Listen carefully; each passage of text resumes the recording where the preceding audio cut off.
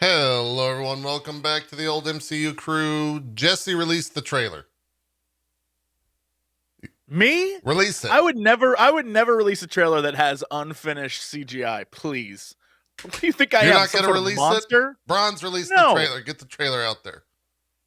I'm not gonna get shot. Jesus Christ. You think people getting shot by You Disney? know, I'm dead. I'm You afraid think- of the mouse. See, look, they already got They're JP. taking me out, guys. They already got JP. Oh no! That's right. Don't mess with me. Cut the head off the snake, bitch. Yeah, I don't know. I won't mess with the mouse. Probably just see a laser trained on my forehead after I showed the trailer. I'd be like, ah. Yeah. It's the start of the week. It's another MCU crew. It's the first of two shows this week. You can join us again on Wednesday at, I believe, 4:30 p.m. Eastern for Secrets. We'll be able to talk about what that is all about on Wednesday, but for now, we can just not literally say anything. Legally, we can't say a single thing about it. So we'll see you on Wednesday for that. We're talking about what is the name for that Spider-Man movie? It's not Far From No Home. Way Home. No Way Home. No Way Home. The trailer, soft leaked. The story Did you for watch that it? is kind of Did you watch crazy. the trailer? I tried to watch it, but it was literally Terrible. It was literally a Don't phone do it. Don't watch it. being recorded by another phone that was then the video. So you were two phones deep, and they didn't even turn it landscape mode. You had to watch it fucking portrait mode in a little thin slice. There was Don't do it. Don't look it up. Don't put yourself through it. Yeah, It's not even worth your time. Don't do it. I read the dialogue on Reddit. Someone had typed out the entire conversation that occurs throughout that.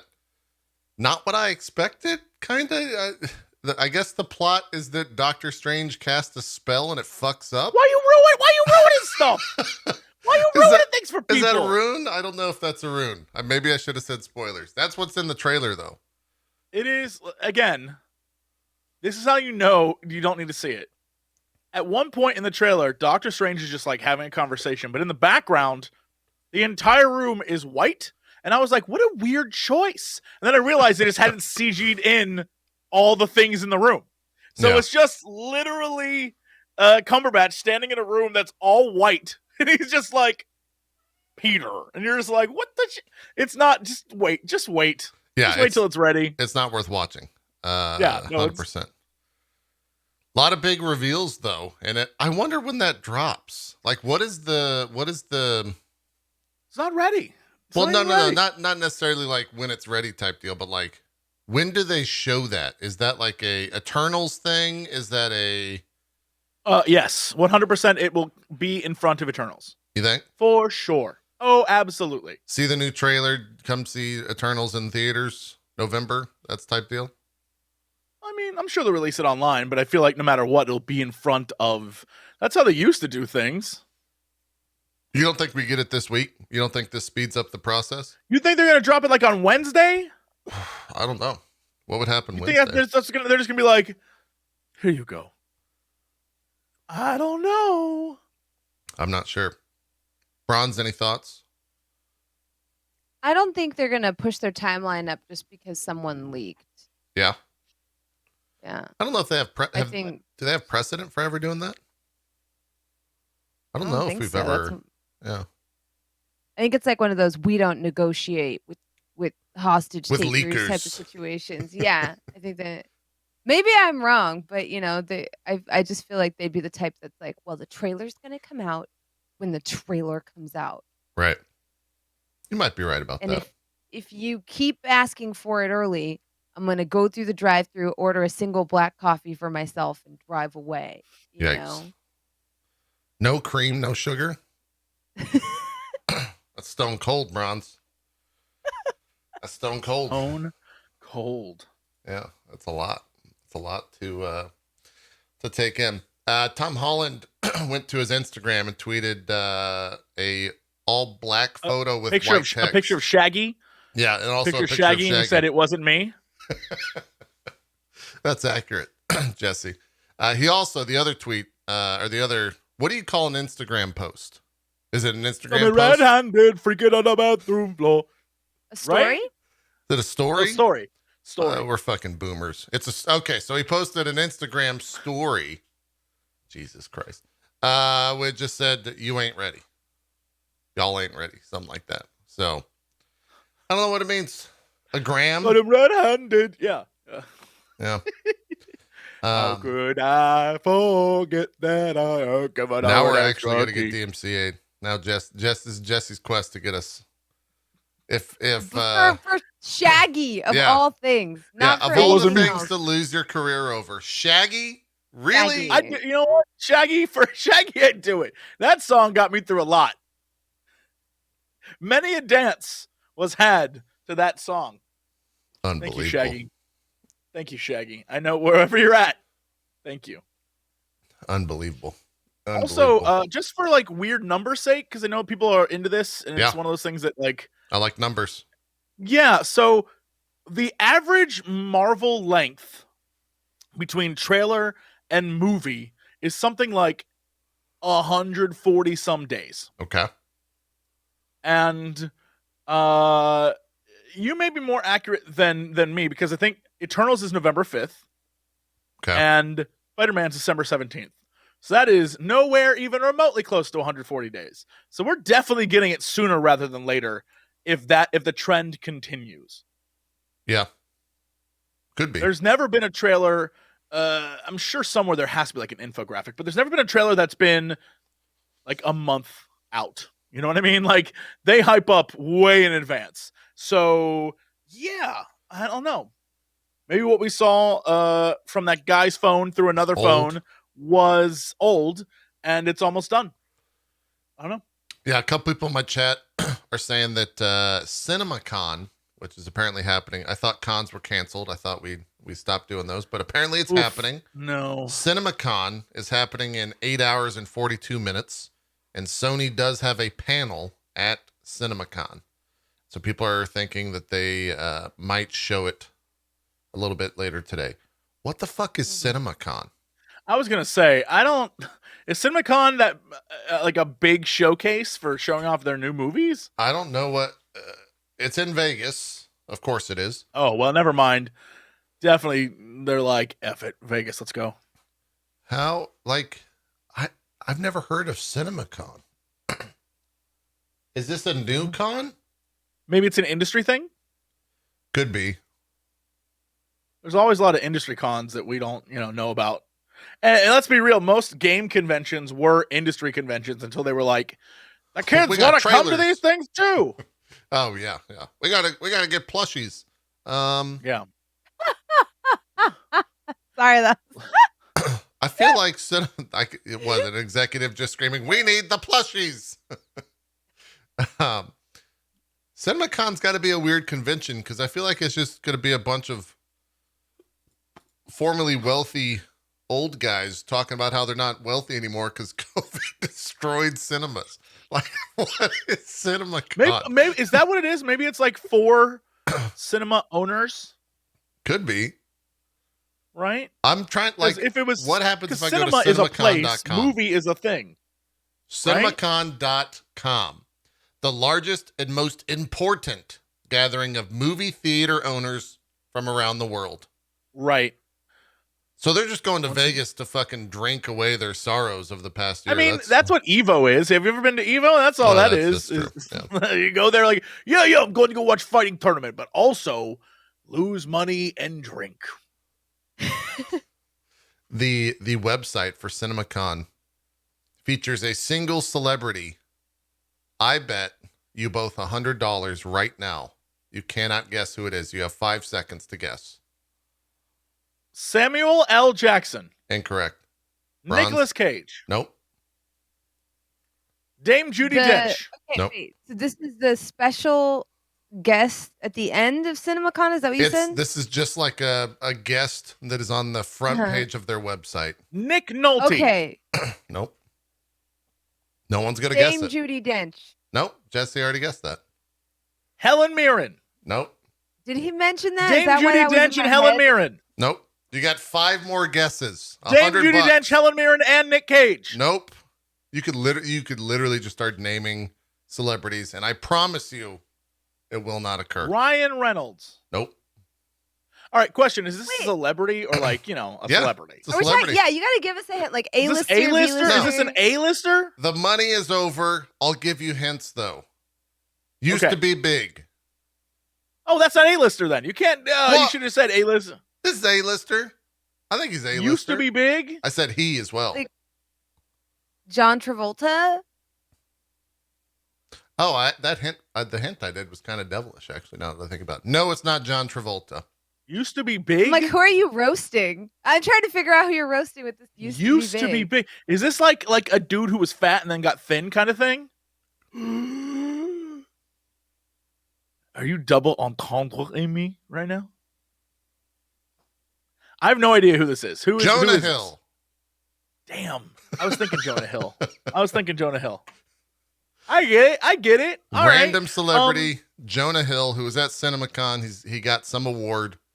Also, Coca-Cola, apparently, sponsors CinemaCon. Jonah Hill has awards, my dude. Did he How get dare Did he you. get an Oscar for Moneyball? Yeah. Damn, he did. I think so. Or he was nominated at least. I think he was nominated. Yeah. Anyways, CinemaCon's later today. We might get a trailer there. Of all the places, though, I feel like that's like what it's like. Probably the But biggest it is kind of trailer. like get them back in cinemas. You know what I mean? I guess. I would say it's the biggest trailer of the year, though. Like people are fucking going crazy for this thing, and it has like trend. It literally trends like 3 to 4 times a week. Drop the trailer or some. That's shit. because what's in it. It's crazy. Like, admittedly, for as much of it is unfinished, what's in it is badonkers. Yeah, Like sure. truly, we can't even talk about it. It's truly insane. Yeah. So Yeah. Well, we'll see. We'll keep an eye on it. Maybe if it does drop later today, we can discuss it on Wednesday's show. Whoa! Oh, Time out! Jesse's calling Time time. out. You get 2 timeouts a show, Jesse. Use it wisely. Great. Bronze, are you drinking Boss coffee? Yes.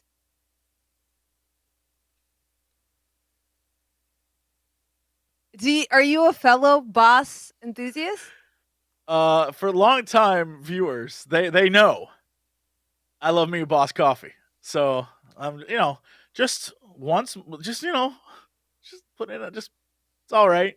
We can continue the show. I just want everyone to know that I see that, and my heart eyes thumped a little bit more. They went boop boop boop boop. Is Boss Coffee like Japanese coffee? Is that why I know Yes. this? Okay. All right. Yes. Okay. Maybe I think, do I know about this because like Hideo Kojima tried to do something with it? Why do I know about Boss Coffee? Oh my God. There was a Well, game. you're a whiskey person, aren't you, JP? That's correct. Well, this is made by the Centauri company, is it not? Am I crazy? I don't know. It's made by Every time I show this, people are like, huge- why do you have vials of pee? No, this is whiskey, y'all. I just have whiskey vials next to my desk. Anyways, I'm pretty sure, right? it could be. Yeah. Okay, so this is by the same company that makes some of the best Japanese whiskeys, the Centauri brand. Yeah. So they bring the same excellence to coffee crafting that they do to their whiskey making. Got it. And Okay. I first learned of it from Yakuza, where they had the rainbow one.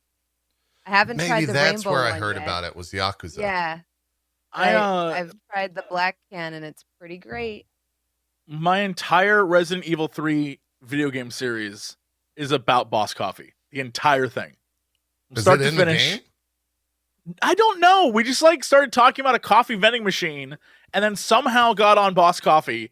And then the joke the entire time was every time we saw a vending machine, it was like, oh, we got to get a refreshing Boss Coffee. No. It's like, I don't know why. That's become one of my favorite things now, to not talk about MCU for 5 seconds, was whenever I'm doing a playthrough of a game, it's making up a new storyline of something that I'm trying to do or get or obtain, like something that's notable throughout the playthrough. For instance, I played Ghost of Tsushima, and it wasn't a quest to retake the island from the Mongols. It was a quest for my character to find silk, because I needed to upgrade my chest piece. And so Well, can I tell you, just on the exact same I point, just kept asking if anyone had silk. 10 years Killed ago, him. 11 years ago, whenever Skyrim came out, Uh-huh. I made the point of saying that I couldn't if I saw a fox, I couldn't continue the quest. I had to follow the fox everywhere it went, because my theory was that all the foxes in that game led you to an adventure, right? And I was like, lead me to adventure, fox. And I'm not saying in the last week we had a thing come out that was like the foxes were designed to do that, but I'm just letting you know I cracked the code, man. So like, you know, when I see through the Matrix, man, like even in this podcast, man, like know that I'm there. Like I see. So when I see Bronze drinking Boss Coffee, I know that's like a subtle hint that she knows that I know what Boss Coffee is. And so Bronze is like doing it for me, really, but also for you. You know what I think just happened, Bronze? I think for the first time on this show, Jesse revealed his real voice. What, man? What? Dude, what, man? Oh, my God. I think this is the real Jesse Cox. He's been putting on an act. What is real, man? He's been putting on an act since 2003. Since, the entirety of his presence on the internet. This is Jesse Cox, the history teacher. You know, it's not MCU related, but you know what I've been having a great time watching that just reminds me of a simpler time on TV? Do you ever watch that dub of Takeshi's Castle that was called Most Extreme Elimination Challenge? Extreme Elimination Challenge? Yeah. I don't think I've ever seen this, no. It's the most early 2000s thing you could probably ever watch. Yes, MXC. People know. Oh, okay. Yeah. I know I've MXC. Been rewatching that, and somehow it's still funny. Somehow. My favorite is the fact that they have, I think, one woman voice actor, and she plays all the women, and she's just like, I'm ready to go. Yes. Yeah, let's do it. And then she like falls off a cliff or something, and it's like, yeah. Oh boy. How do you that's great. What has that? How do you watch that? Is that on the YouTubes or where are you watching it? You wouldn't even believe where I discovered it. On my Fire Stick, it was on IMDb TV, which is free. Oh yeah. Yeah. Commercials. Yeah.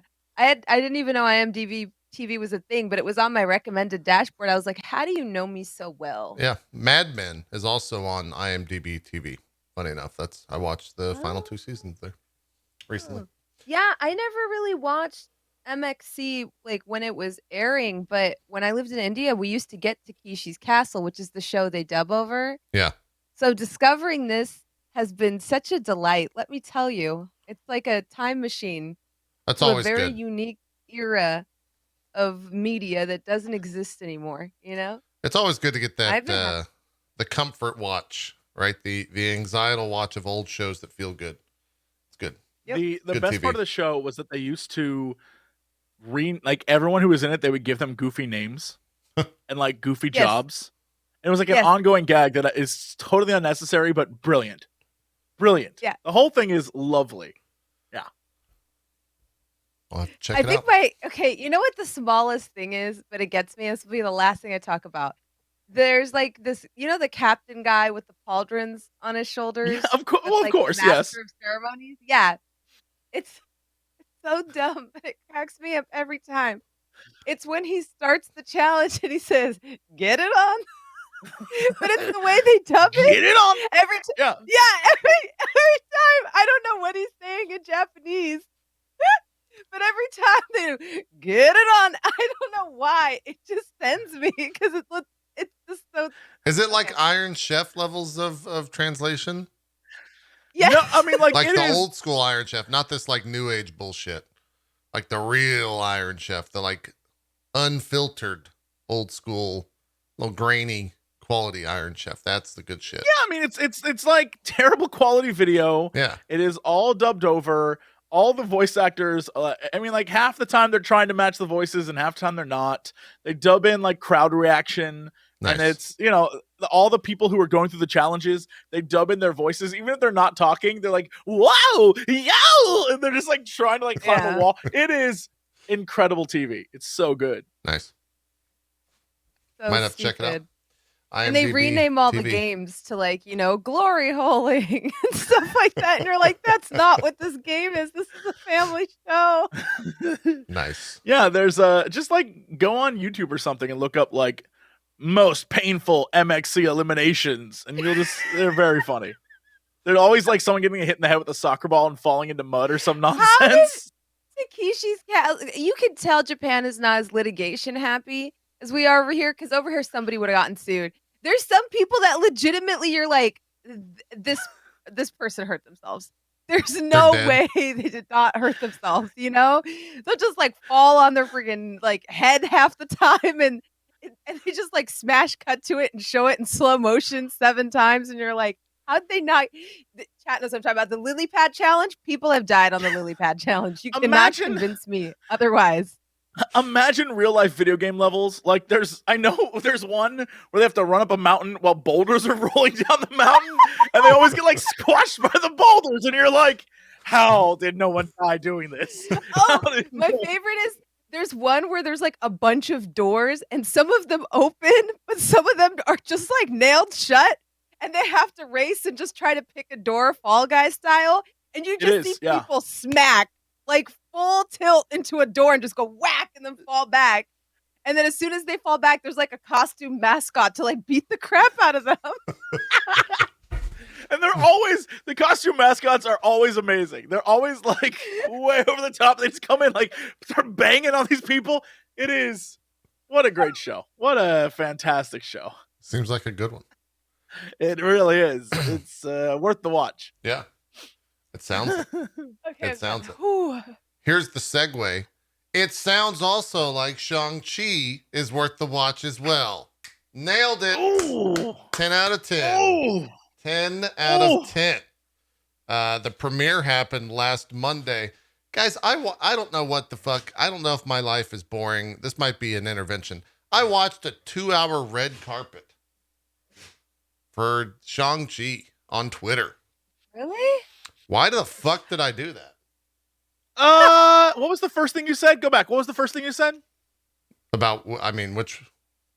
Right when we started, what did you say about yourself? My life is boring. Yeah, that's it. That's the thing. That's it. That's why. Right there. It was pretty. Erika Ishii was on it, so that was cool. She was doing the hosting duties there. That was nice to see. None of that justifies watching a 2-hour red carpet. No, it doesn't. Yeah. You could be married to Erika Ishii, and I would be like, why did you watch all 2 hours? There's no reason. I don't even have any like insightful information to tell you about the Shang-Chi red carpet premiere. Nothing. I wouldn't expect her parents to watch all 2 hours. No. They'd be like, you looked great. We did other things. Like, there's no reason to watch all 2 hours of red carpet ever. The most insightful thing I learned, because I've never seen the actor outside of Doctor Strange, is that Benedict Wong is like Australian, or he has a very interesting accent that is not Wong from the MCU. Are you sure that not like everyone else from the MCU is just British? Yeah, oh God, is he just British? And I thought he was Australian. Hold on. Was he like Karok? Fuck, he's British. Told you. God damn it.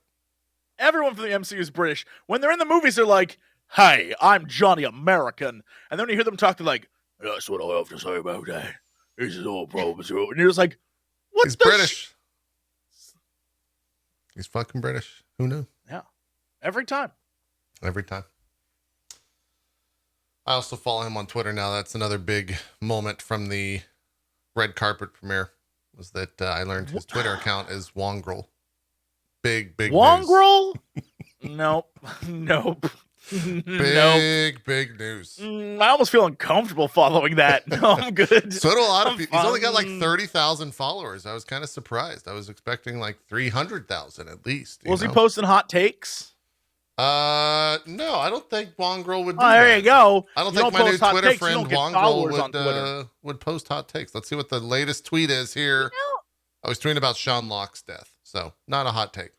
I feel like a lot of people like don't really use social media, which is why when nobody's, aka what people call content creators, build a platform, I feel like people get bitter, but because they're like, well, they don't have any skills or talents. And I'm like, yeah, but building the platform is the talent, because there are talented people who can't do it. It's its own skill. It's true. I Sorry, guess this you could all tangent. say that we all have more followers than Benedict Wong. You know, I would not No, say I'm that. like tied for him. Bronze I would not has say that. more followers. We are more important to the world at large than Benedict Wong. I have more people that have clicked follow, but I feel like I have less people who would follow me into doing whatever. I feel like he could Basically- convince more people to follow him. Basically, I think we're all going to get hit up pretty soon for the next Marvel film and be the main characters with Benedict Wong I because can't of our social wait media following. to be Johnny Storm. I am announcing that now. I am Johnny Storm. Yep. All right. So that Eternals trailer. We got to get through the Shang-Chi things. Oh, right. The influencer tweets. Spoilers, it's exactly what we're going to say. It is one thing I did notice, though. I think if you read between the lines on a lot of these influencer tweets, because the thing, I've never been to a Marvel premiere, but I would think as an influencer who's done other things for companies that they didn't pay me to do, but I want to get invited back.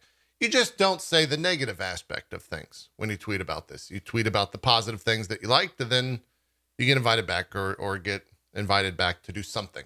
Are you trying to say, hold on, whoa. That they frame it a different way? Are you Yes, trying to absolutely. say that these people who went to a movie premiere are not going to, what's the word, shit on the movie if they don't like it? That's correct. But Interesting. So you don't want to rely on these? not necessarily. If there is a general message, though, that is across all of the tweets like there was, I think you can imply interesting. that aspect is like pretty good. And what was the undercurrent of these tweets? That the fight scenes were the best in the MCU. Oh, yeah, that's not surprising. Yeah, I mean, that makes perfect sense. Yeah. I'm more interested in what they thought of the actual plot. That of the was movie? where it was a little hit or miss. Some people really liked it. Some people didn't. A lot of people were like, well, I mean, let's just read through them here. Shang-Chi and the Legend of the Ten. This is a weird one right here. This is one of those, like, I don't know what to tweet. Shang-Chi and the Legend of the Ten Rings earns the title of the best superhero film of 2021 so far. I think there's been like Black Widow and that's it. That I was gonna say that's like not the highest praise. That's Yeah. very Yeah, little weird there. The action scenes are simply spectacular, especially the train and skyscraper scene. Best martial arts I've seen in a long time. Simu Liu and Aquafina are terrific. Let's read a couple more here. You can also tell that anytime they have to mention the movie, and I thought this, going back to this red carpet that I watched for 2 hours, Erika Ishii, I think this was the first one that she's ever done. The other three folks that were hosting were seasoned vets, because Eric would be like, yeah, you know, in Avengers, and then it would go to the other host at the end of the next question. Yeah, I really loved Marvel's The Avengers. They had to do like the full thing, Right. the full pitch, and that kind of shines through in these tweets, because every time they mention it, it's Shang-Chi and the Legend of the Ten Rings is phenomenal. Get hyped. Even every fight scene / action sequence is better than last. Simu Liu fully embraces the Marvel superhero role. Amazing imagery, killer soundtrack. You'll want to see this on the big screen.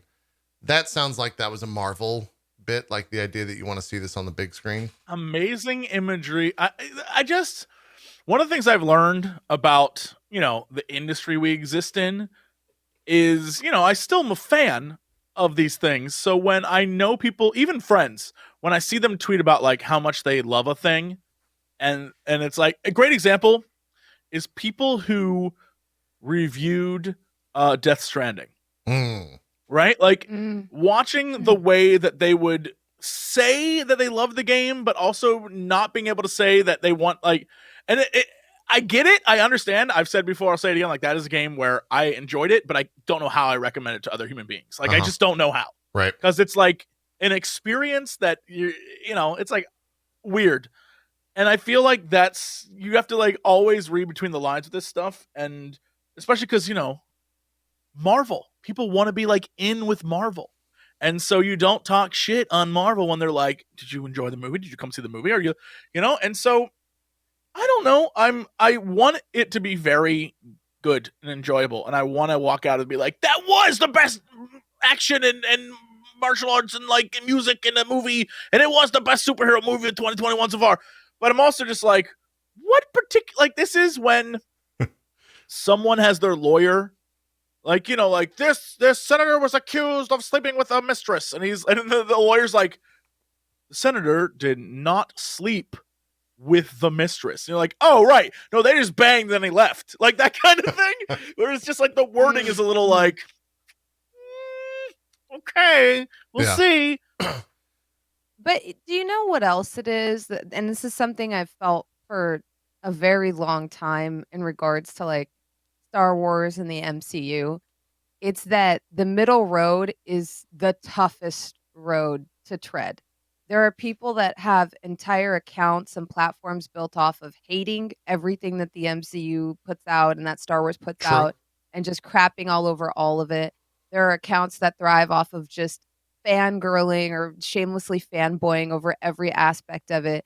But if you say, and I mean, this happens to us, you can say as many times as you want, I really liked this, but I had an issue with this. And people will be like, So I you don't hated understand why JP, Jesse, and Bronze fucking hated this show. Yep.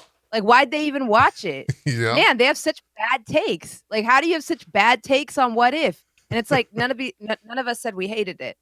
Not a single one of us said we hated it. It doesn't matter how many times you preface, well, I really liked it, but I just wish they had slowed down the pacing. Or I really enjoyed it, but I wish. Does not matter how many times you say that. There's still going to be people, maybe not the vast majority. There's still going to be a bunch of people, a good chunk of people that are like, I don't know why Jesse, Bronze, and JP hate the show. And it's like, fam, where did we say that? We did not say that anywhere. So I think most people are never going to bring up like, I really liked Shang-Chi. I really loved it. But I wish that they're never going to say that because people will fixate on the latter half of that sentence. And then they'll say, so Jesse hated it. And it's like, no. It was good. Go watch it. I think it's worth a watch. I just didn't like, I think the pacing could have been better. I felt like the plot, was a little bit cheesy. You can't say that. Yeah. Because that's like people's takeaway. And especially when you don't want to like tank the launch of a film that you think is great in spite of something, Right. Because there's like a line between, I think this is worth going and watching, and like, no, don't even watch this film, right? Well, Brandon Davis might not be invited back because he did have a little bit of a negative thing to say here. I think he hated the film, ultimately. Shang-Chi is such a personal family story at its core. That's when it's at its best. The third act is full of surprises, but sometimes is a little crazier than is needed. Ultimately delivers epic action and the intimate moments to land. Big MCU stuff. Can't wait to watch again. So here's the thing. I feel like that is probably, like a reasonable take. Like there's some things in there that he was like, you know what? Not a big fan of that, but yeah, the stuff I liked. And I think that's fine.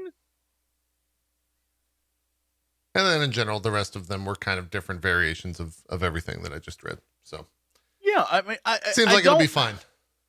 Yeah, I don't know that we're gonna, if we like go back through the, tweets or whatever about Marvel premieres, we're ever gonna see one that's like, well, that was shit. I don't think those exist. I feel like they don't exist at all. It might have existed earlier on, right? Like I guarantee Iron Man if you went back to Thor 2 and people were like, I'm what curious. A great film. The romantic love story between Thor and Jane really shined through in this one. There's not going to be anyone who's like, garbage film. Garbage. It's not going to happen. That's not how it works. For the record, I don't think any of us is saying we think the movie's bad. I think it's just like, we know we're not going to get an honest review, Right. I'm not like, I don't know anything about Shang-Chi. I know nothing about it. I'm definitely not saying that movie's going to suck. And I definitely don't hope it sucks. I want it to be awesome, What I'm saying is, I never look at movie premiere tweets Mhm. as like, oh, well, that's the take. Like, that's definitely, they definitely aren't kissing ass. They can be invited back next time. Like, come on. It's 100% what's happening. Yeah. I don't know if I'm going to be able to find these tweets. Movie premieres are a drug, let me tell you. Sometimes you spend 2 hours watching it and you don't know why. Like that. Yeah. Yeah, I'm currently... You know, I just checked out the URL. I should probably stop this from loading. I'm currently headed to nycsinglemom.com. Thor the Dark World premiere delivery man event. I don't even know what that means. Oh, Delivery Man was another movie with Vince Vaughn and Chris Pratt. Turns out. Nope, we do not remember that one. That was probably a movie where people saw the premiere and was like, garbage film.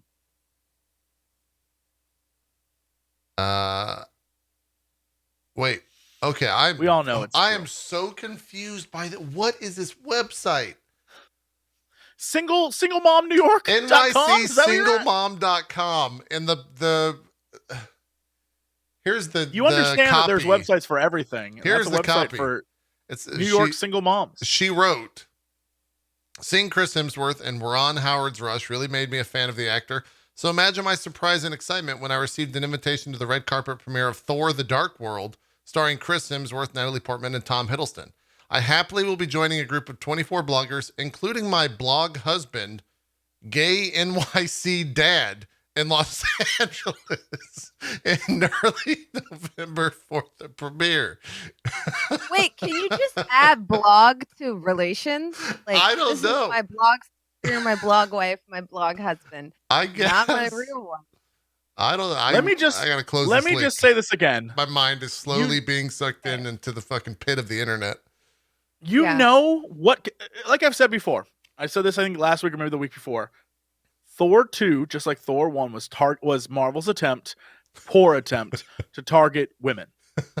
As like Thor and Jane was a love story, and it was supposed to be like the romantic movie, even though it is. Right. Anyway, just to go off what you're saying, you went to Single Mom, whatever, NYC Single Mom, yeah.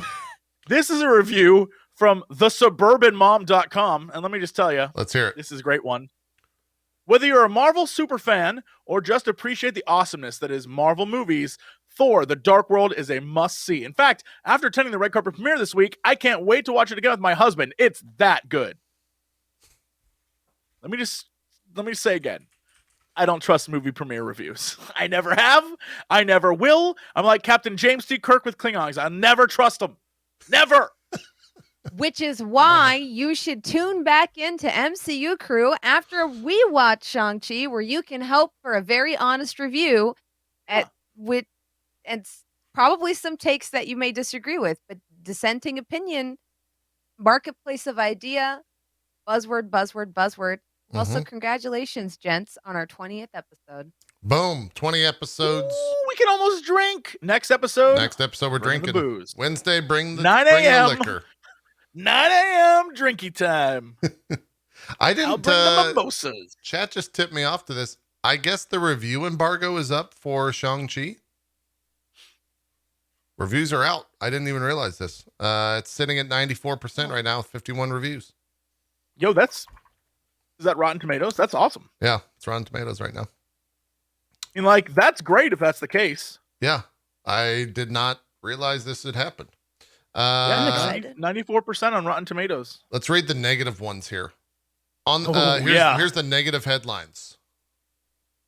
Wait, why did it get shorter? Okay, Rotten Tomatoes, your web UI is trash. On the screen, Shang-Chi is rotely defined by the same gifted kid imposter syndrome as so many other self-doubting MCU heroes before him. That is a contrarian to be contrarian. Get out of here with that take. One of Marvel's messiest efforts with a stellar front half that quickly retreats back to the studio's comfort zone. That is every Marvel movie. Let's not, That sounds great. That's every Marvel movie. Sounds great. So those are. So wait, hold on. There's literally 2 bad reviews. There's one more. There's one more rotten review. The other 48 are all fresh. The other one, now this is a hot take. Shang-Chi is as bland and as busy as its title. What the? I don't even know if that's a take. Did that guy even watch the film? We can go read it. What's going on? They gave it a 5.9 out of 10 over at Paste Magazine. Taste Magazine. Paste Magazine, yeah. You know what? Let me just tell you right now. The AV Club review, I feel like, is the most accurate. It's the combination of all of the things we've been hearing so far, and I feel like is the best take. Okay. The first half of the movie is funnier and more down to earth than its second, which transitions from modern action to mythical fantasy with an emphasis on Chinese folklore, some actual, some imagined. Seems so yeah, great. that's probably. I mean, that like checks out with most Marvel stuff, where the beginning is like we're meeting the characters and we're doing things and have jokes with Aquafina, and then the second part is like the dragon power, which is like whatever, okay. It checks out with like the standard Marvel thing. Yeah. I feel like after a while we'll all get bored of like the exact same style of movie over and over again. But, you know, if it's a good film, I mean, we're I'm almost all right with 30 that. deep, and I'm just like, keep cranking them out, Marvel. Let's see it. Yeah. We're not I might, done yet. I might start becoming jaded with the whole, like, me having to be like, I love the first half, but the second half was too crazy for me, right? Like, Yeah. you know, after a while, I don't want to be that guy. But, like, maybe I'll love this. I don't know, but I feel like I feel like it's a solid Pretty good. take. I think most people would agree that that's how Marvel works most of the time. Yeah. Mm. IndieWire wrote, as the MCU only continues to expand, Cretin's film, I guess that's the director, should be pointed to as a sterling example of what's possible when a hero is allowed to be his own man on his own terms. Yeah, a lot of these reviews are great. A lot of them are just like, this is a good film. Exciting. It's like is that weird to get reviews out? Like, oh wait, it's out next Friday. What the fuck? Next September? Yeah. Next Friday. Yeah, dude. September. Mm-hmm. Time has been passing weird since 2020. I feel like time is fleeting. I'm gonna be honest. I feel like I'm in March of 2020. Does anybody else feel this way? Yes. I feel like Pretty much I always. blinked and now it's like fall of 2021. When I think about that, I get like a minor anxiety pang, so I try not to think about it, but I feel like mentally I'm still in March of 2020. True. That's because 2020 was the longest year ever. And then this year zoomed by. Yeah. Just right? Well, I don't mean to spoil the fun here, but it honestly is because we're getting old. That's why time passes faster. Well, I think this is also a unique case though, where it's like I like actually went pretty deep on this phenomenon. It's actually when you get older, time just passes faster. Remember as a kid when summers felt like the longest time in the world? It's because you know why that everything is? at a rapid pace and you had no anxiety of looking forward or looking past. Can I blow your mind? Do you know why that is? Moment. There's a reason for it, and it's crazy. Let's hear it. The reason why time passes faster the older you get is that when you're young, your brain, all the synapses, this is like crazy. So just this is what I dove into. Yeah. Yeah, because your brain is like smaller. Everything is a little bit closer together. And so all the synapses and everything fire faster. And so when you see the world, you see it at a higher frame rate than when you're older. And so because you see everything at a higher frame rate, you pick up more information. And because there's more information, you register more stuff. And so time, just like when you see like a dude like the Flash, like time slows down. And then the older you get, you slow down. Yeah. And so the frame rate in which you visualize things slows down, which means everything else around you speeds up. Yeah. And so that is why things seem faster the older you get. How crazy is that? Apparently we already talked about We've this. had this exact I was gonna say we've had this exact conversation. So not only are we old and time's moving too fast, we're also forgetful Going in and old. circles. And time's moving But too we fast. can't discount the effect of living through a time period where we kept saying, well, after this is over, I think a lot of us kind of like when you're intentionally looking forward, I feel like time sometimes passes slow but simultaneously fast because you're putting things on hold and you're like, well, after this is over, and now like we're in fall of 2021, it's still not over. I think that's part of it too, because Could be. normally I feel like, would I say my life has been moving faster the older I've gotten? Yes, but I also think, part of that is because I think some of that is also like state of mind type of thing. I think people are really bad at living like focusing on what's happening now. Because Let me tell you, our I don't focus society on doesn't anything tell else us, but now, and things which move is fast. the good. But No, like things a move too lot of fast. people are always like what's the next thing, Like, oh, I bought a house, what's next? I got a car, what's next? I got married, what's next, I have never thought that, and time still moves fast. So let me just tell you, as a person who literally doesn't think an hour ahead of where he's at currently, Mhm. never once have I thought, man, things are slowing down for me. It only gets faster. Let me tell you, it only gets fast. Live in the moment all you want, but you're gonna be like, how is it Thursday? You're gonna wake up one day and be like, what? It's the weekend already? What the hell? It was just Monday. Oh yeah, get ready. And then you come to the realization that a lot of your life was pointless. Whoa. Just saying, what good did you do from 1 to 10? From the age 0 to 10, what did you even do? You were worthless. You offered nothing to the world. You just like pooped and ate. Useless. That's 10 years. That's 10 years of your dumb life wasted. You could have been a genius. I'm gonna implement a rule just so we don't alienate and actually cause depression to our viewers. You two are fucking impossible to keep on track.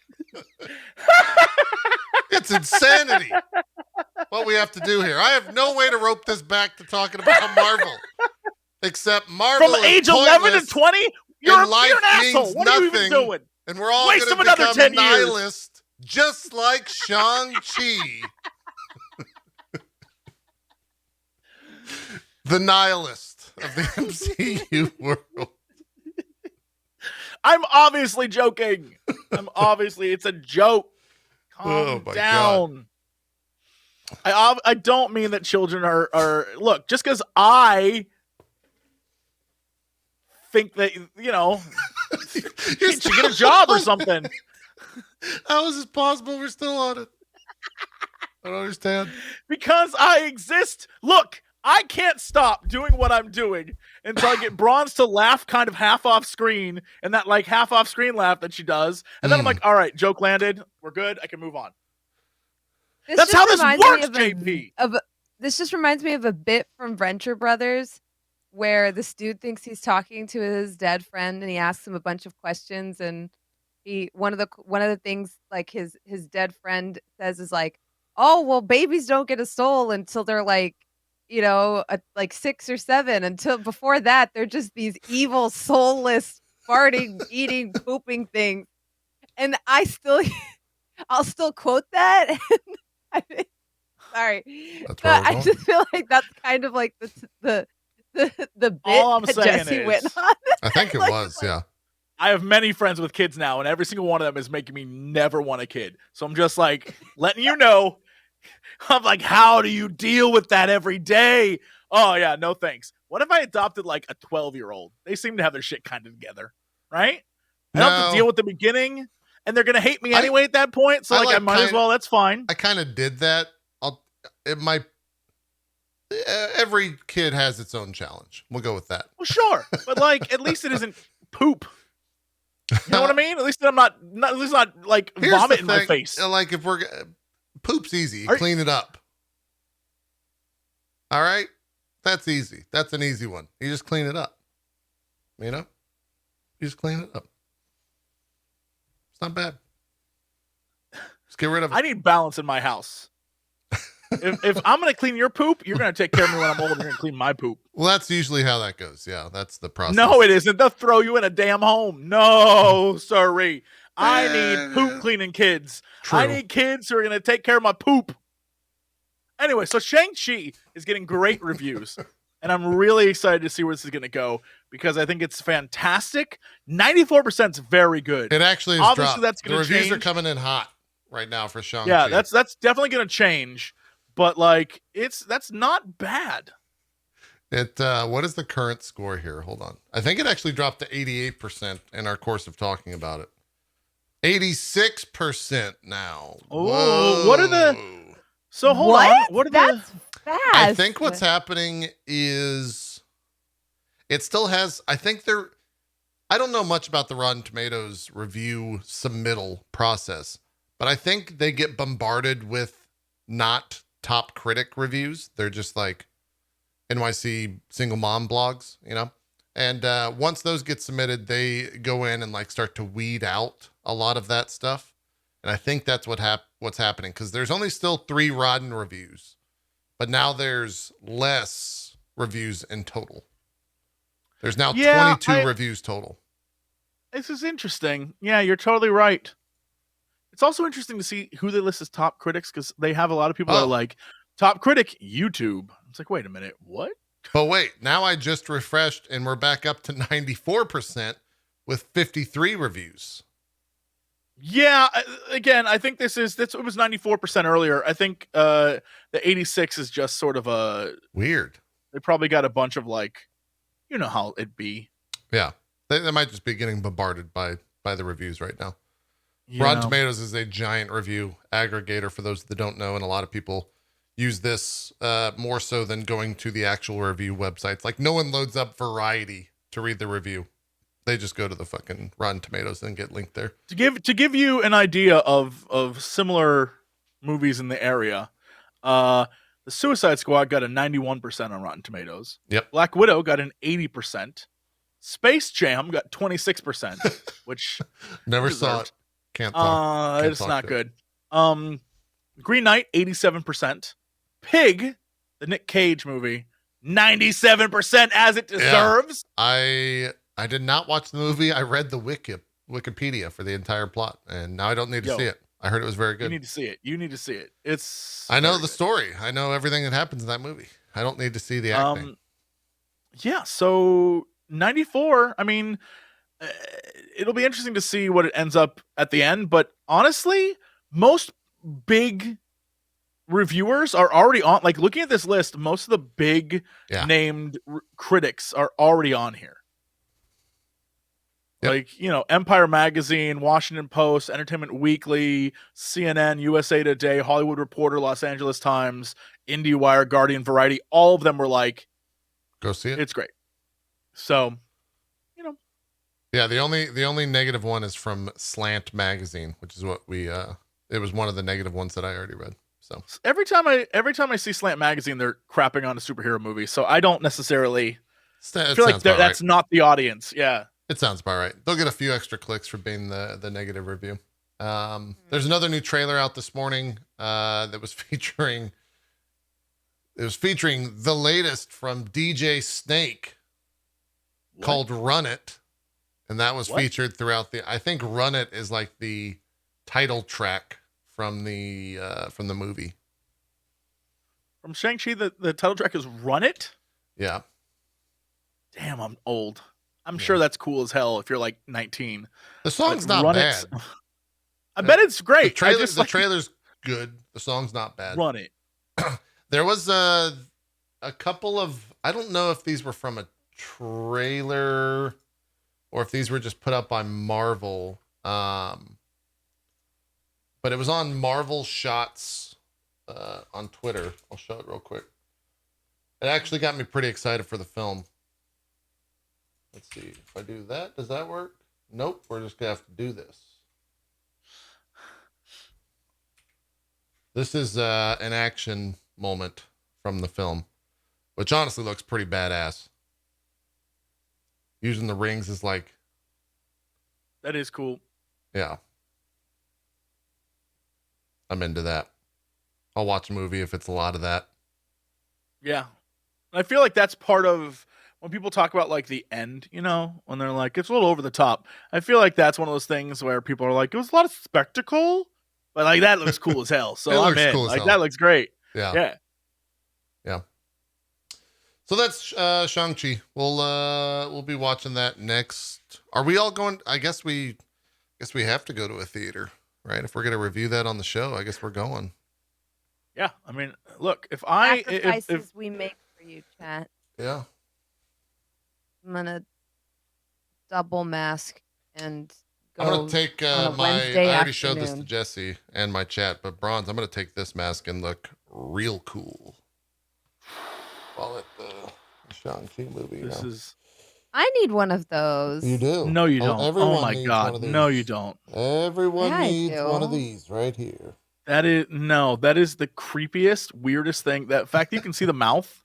Like That's good. I truly hate that. No, I No, love it's it. not Yeah. good. It's good. No, that No, is I would wear that with one of like my black tactical turtlenecks and my hair in space buns and just be And go to a rave. and no, You I don't- don't do that. But I can't just tell you fit what in. I think that looks aesthetic. like. It's inappropriate. It's inappropriate for this podcast. All right. Okay. Chat knows what I think it looks like though, because they perverts. Ah, okay. Wow, it's gonna be a long show today, folks. We got some Black Panther 2 leaked photos that apparently have confirmed that Riri Williams will be in that movie. Riri Williams is Ironheart, which is kind of like a continuation of Iron Man. I think we've talked about Ironheart a little bit. Bronze has spoken about it in the past. Mhm. I think I guess Shuri is back. I thought that actor was kicked out. Is Shuri What? still Why? on board? Wait, why would she made some not so savory tweets that I think were like anti-vax, or she like refused to mask up and like was anti-vax or something like that. Cool. Oh, So cool. What? Yeah, but I guess I guess she's still on board.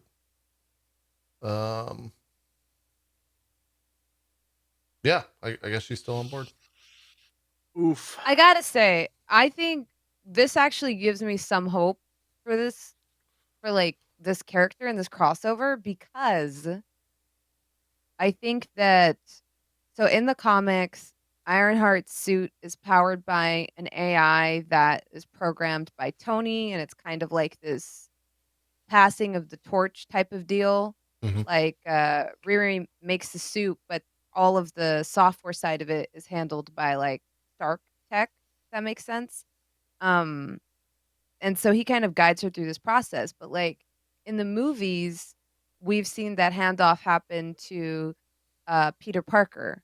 So it doesn't like it wouldn't make sense for it to be Tony Stark handing it off to Riri when he's kind of already given the glasses and his tech and all of that to Peter Parker. Yeah. So yeah, in the comics you actually still have Tony Stark's like voice. Narratively, obviously this comic doesn't literally talk to you, but like his voice is like kind of guiding her through stuff and teaching her how to do it. But with that spot being taken by Peter Parker, I think the Black Panther like universe and setting, or I shouldn't say universe, but you know, that makes more sense versus like you know, putting her in Spider-Man or something like that. So because now it could be that maybe this, you know, this sort of handoff is happening like, you know, with Shuri or with, you know, It makes I don't know sense. if I'm expressing myself the way I want to, but I was always curious on how they were going to do that. Like, well, where does this character come from out of nowhere if they've never interacted on screen together? We've never seen Yeah. them in a movie together. How does this handoff happen? How do we like root for this? Because we've had Tony Stark and Peter Parker interacting since the first Spider-Man film of the reboot, Homecoming, right? So just inserting a different character there would feel inauthentic and it would feel like it was forced. But I think like having it happen this way makes just a lot more sense. Yeah. Do you think do you think it's oh my god, what was it called? At the end of Black Panther, they literally go to Oakland and he's like, I'm gonna buy the whole block. And they're gonna Oh, like it make a could be. thing. Maybe. Do you think it's there? Like that's the It could be. plot line? I think they could pull it Mm. from there. They could also just pull it from Wakanda.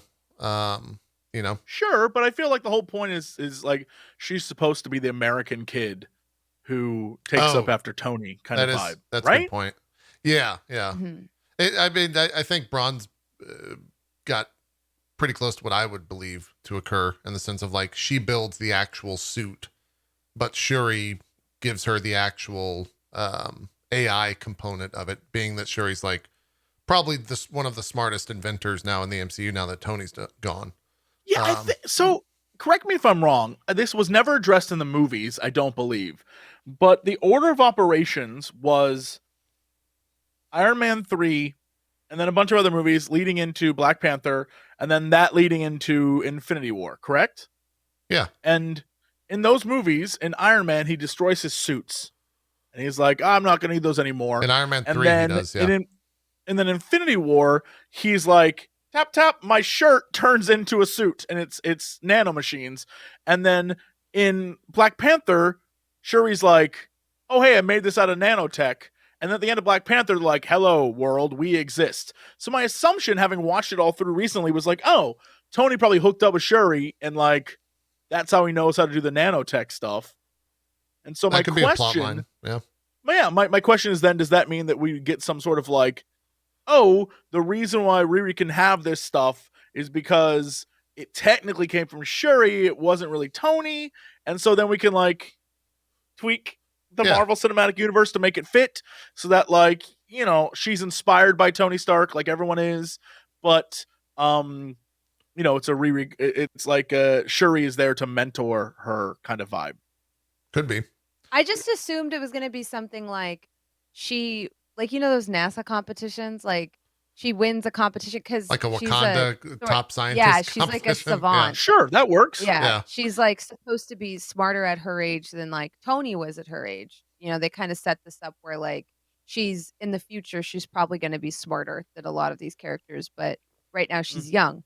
So I could easily see her winning like a contest, going to Wakanda as the prize to present her science project, and then something happens there while she's there.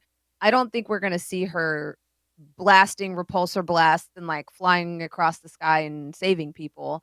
I think we're just gonna see maybe a little bit of that towards the end of the film, and just to set up for her character being there when everything transpires. That's my prediction, but I don't know if that's accurate.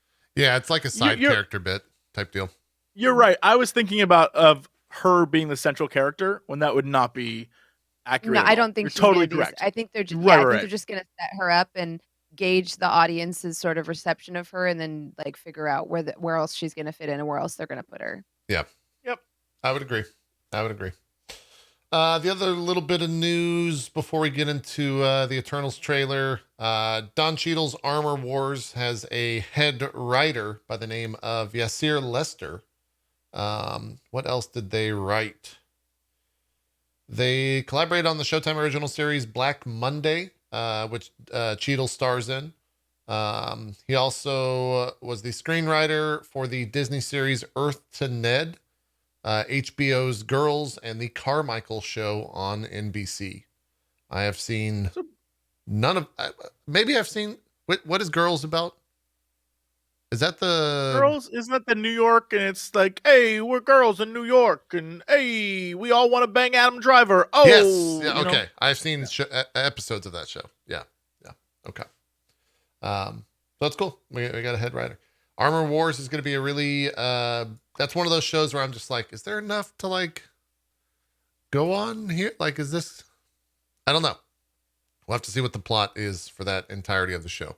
If that's the power broker and Don Cheadle representing like the U.S. versus the power broker, I don't know.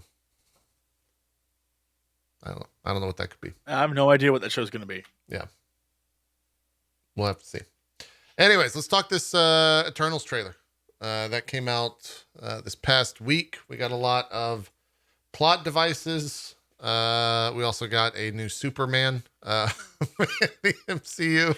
It did look exactly like it. It looks very much like Superman, which is fine. I think that's great. But yeah, he's fucking shooting lasers out of his eyes and super strong, and he's got the little curly Q here in the front of his head. But he's also Scottish, so he's a Scottish Superman, which I'm into that. All right. Let me just say, I never knew my fetish was Selma Hayek riding a horse in a cowboy hat. But here we are. And I need you to know, the minute I saw that on screen, I was like, I've always loved this woman, and I always will love this woman. The day I die. I want to let you know. Then that happened, I was like, anyway, it's interesting that they started with the thing that we were talking about the most, which was what? So where were these people the entirety of the MCU? Yeah. And that's what they started with. That was the first thing they got on was, all right, here's the story about what they were up to. So I'm glad they at least addressed that. I think they're smart enough. I mean, Marvel knows what they're doing, right? They know exactly what the fan base is going to question about all this stuff. You see a bunch of like superhero team with like crazy strong powers, and you're like, but wait, they just fought Thanos. Why the fuck weren't they there?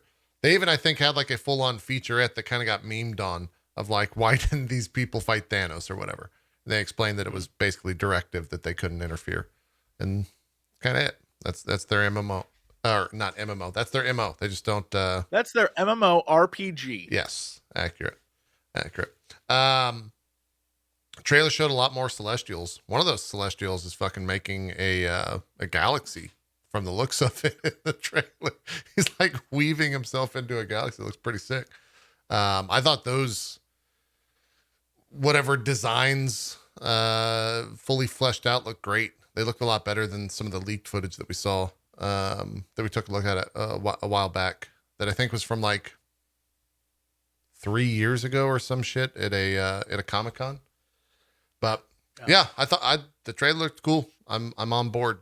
I was expecting a little bit less CG, being that the director is who she is and kind of her history when it comes to that type of stuff, but I guess it's a Marvel film. You got to have a certain amount of CG regardless. You can't really do superheroes without some sort, right? I mean, yeah, but it is high science fantasy. I'm not sure what you would call this. I think that's accurate. You have to have some sort of for like, my laser light spear kind of thing. Like, yeah, that's not practical. Yeah. I don't know. I'm very curious to see, like, because they definitely have a lot. You can see they have a lot of practical stuff in what they're showing, but also I feel like for the sake of spectacle for the trailer, because there's a scene where they like, I don't know what maybe it's a bus or a truck or something, and they do that sort of flip, the one that was kind of famous from Dark Knight. Yep. But then it becomes CG when they're like, and now it's flowers. So I don't know if that was real or if that was CG to begin with, but a lot of things like that I'm very curious to see how it ends up playing out in the movie. But I think the trailer did a great job of giving the fans exactly what, hey, we were sent to Earth. We love Earth. We love the people on it, but we weren't allowed to do anything, and that's heartbreaking. And I feel like that's kind of the vibe of the film, is they were like, we literally had to sit there and watch you all like blow each other up, and that like broke our hearts. And, but now we're not sitting anymore. Now we got to fight these guys who, admittedly, I will say the one thing I didn't like is I thought the like bad guy design was real jank. It looks a little like dude, early 90s bad guy alien vibe. It looks like a dude from like the Mortal Kombat movies. Like, he doesn't look great. He's just like, I am the villain, and I have you in my weird hand that is also kind of bony, but I'm metallic. You're like, oh. I think I read a little bit about like the deviants, which are the foils to the Eternals. My understanding is that the deviants were never supposed to resemble anything human. And that was kind of the process. Cause like the Celestials in general, they just experiment on things. And this was one of their experiments. They were creating a universe where like certain people had powers or a planet where like certain people had powers. And then they were just going to like study it for like literally millions of years. And that's kind of how the Eternals and the Deviants came to be. So I think that's by design. That said, it doesn't look that, I don't know. They look kind of, I'm trying to find scuffed. it in the trailer. I think it's towards the end, but like, dude just looks so silly. I don't know. Like like at 2:21 in the trailer, like, I don't know, man. Dude's got 4 eyes. And he's, they gave him like a little human-y bits, so at least he kind of has human facial features. And they just threw 2 eyes on the side, and the rest of him is all like tendons, like silver tendons. And I'm like, I don't know. Meanwhile, in the same movie, they got this shot at what is this? 2:11, and I feel like this is a Celestial. And this dude looks badass. Yeah, he's creating a universe or a galaxy here. I don't know how we can have this badass looking dude in the same film as the villain who's like jank looking. Look at this guy. This guy's incredible. Yeah. This looks so cool. I don't, we'll see. We'll see. I don't know. My big question is like, how do they introduce these guys is... Like when you think like the power scale, the power levels of the MCU, these guys got to rank at the like tippy top, right? They got to be. They don't even give a shit that Thanos like killed half the fucking galaxy. They just make a new galaxy. It doesn't matter. Yeah. So I really wonder how they're going to ease into the idea that these beings exist in the MCU. I mean, we've already been in the head of one, and we already have seen a man who was a planet. So I feel like we really don't have to go very far. We've kind of already done it. Yeah. True. We don't have to like, there isn't a stretch here. All they have to do, and I guarantee this is from the beginning of the movie, right? Or at some point where they do a flashback and they're like, everything was created by the Celestials. Like that. For sure. That's one of the things they're going to do. Here's a question. That's neat. I love that. I want to see more of that. Here's a question. Do you think, and this has nothing to do with the Eternals, only by using it as a device to ask this question, do you think this is going to anger like religious groups? They essentially I'm pretty sure they already checked out a while ago. Done? You think they're already out of the MCU? When a sorcerer was brought up, if they're still in, like when black magic was a thing, pretty sure they were out. Maybe. When the first Iron Man movie where he goes and like sleeps with a reporter and then is like, get out of my house, you big idiot. Pretty sure they were out then. I don't know. If you were like, if you're truly religious, you were like, oh, my stars and garters. You were out. I don't know if they necessarily care too much about that, Jesse. That's what I'm saying. I don't think anyone particularly cares.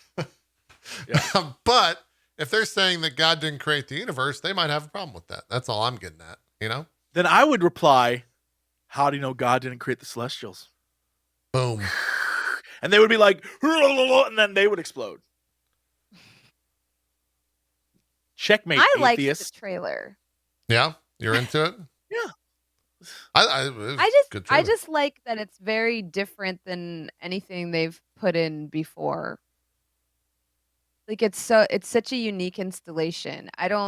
Earlier we were talking about how every Marvel film kind of follows the same formula. This is the one I have faith will actually differ from that substantially.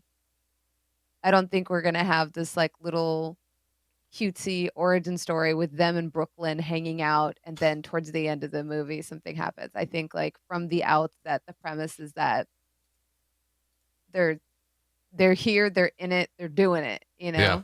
And I'm excited to kind of not wait to get to the punch, if that makes sense. Could be.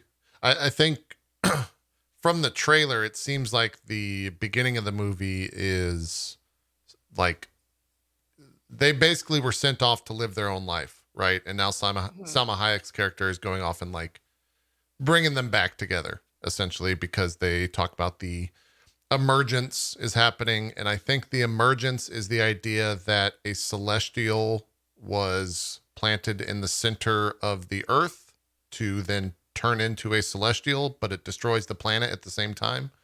So I think that's probably what they're going to be fighting against. I think that's what the emergence is.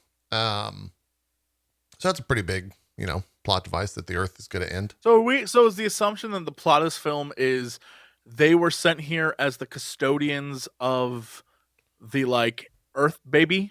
I think And then so. they fell in love with the humans, and then the humans saved the galaxy or the universe, and so they're like, we got to protect these people, even though it's our job to watch after Earth baby. I think so. Kind of what you're saying. Yeah. Interesting. That'd be great. Shout out to what happens though if you whatever piss off a celestial though? Like, right? Couldn't they just come over and like smash the earth and be done with it? I mean, that maybe that's how they're like, there is one who is very angry and he's so hungry, like that kind of vibe. And it's like, oh, I know what this means. Like that, it could be an interesting in. Yeah. You think they're gonna tease Galactus? If like at the end, it's like, maybe. Oh no, we protected Earth, but there is one who will come for us eventually. I think that could be an interesting little tidbit. Now, here's a question that I don't know the answer to.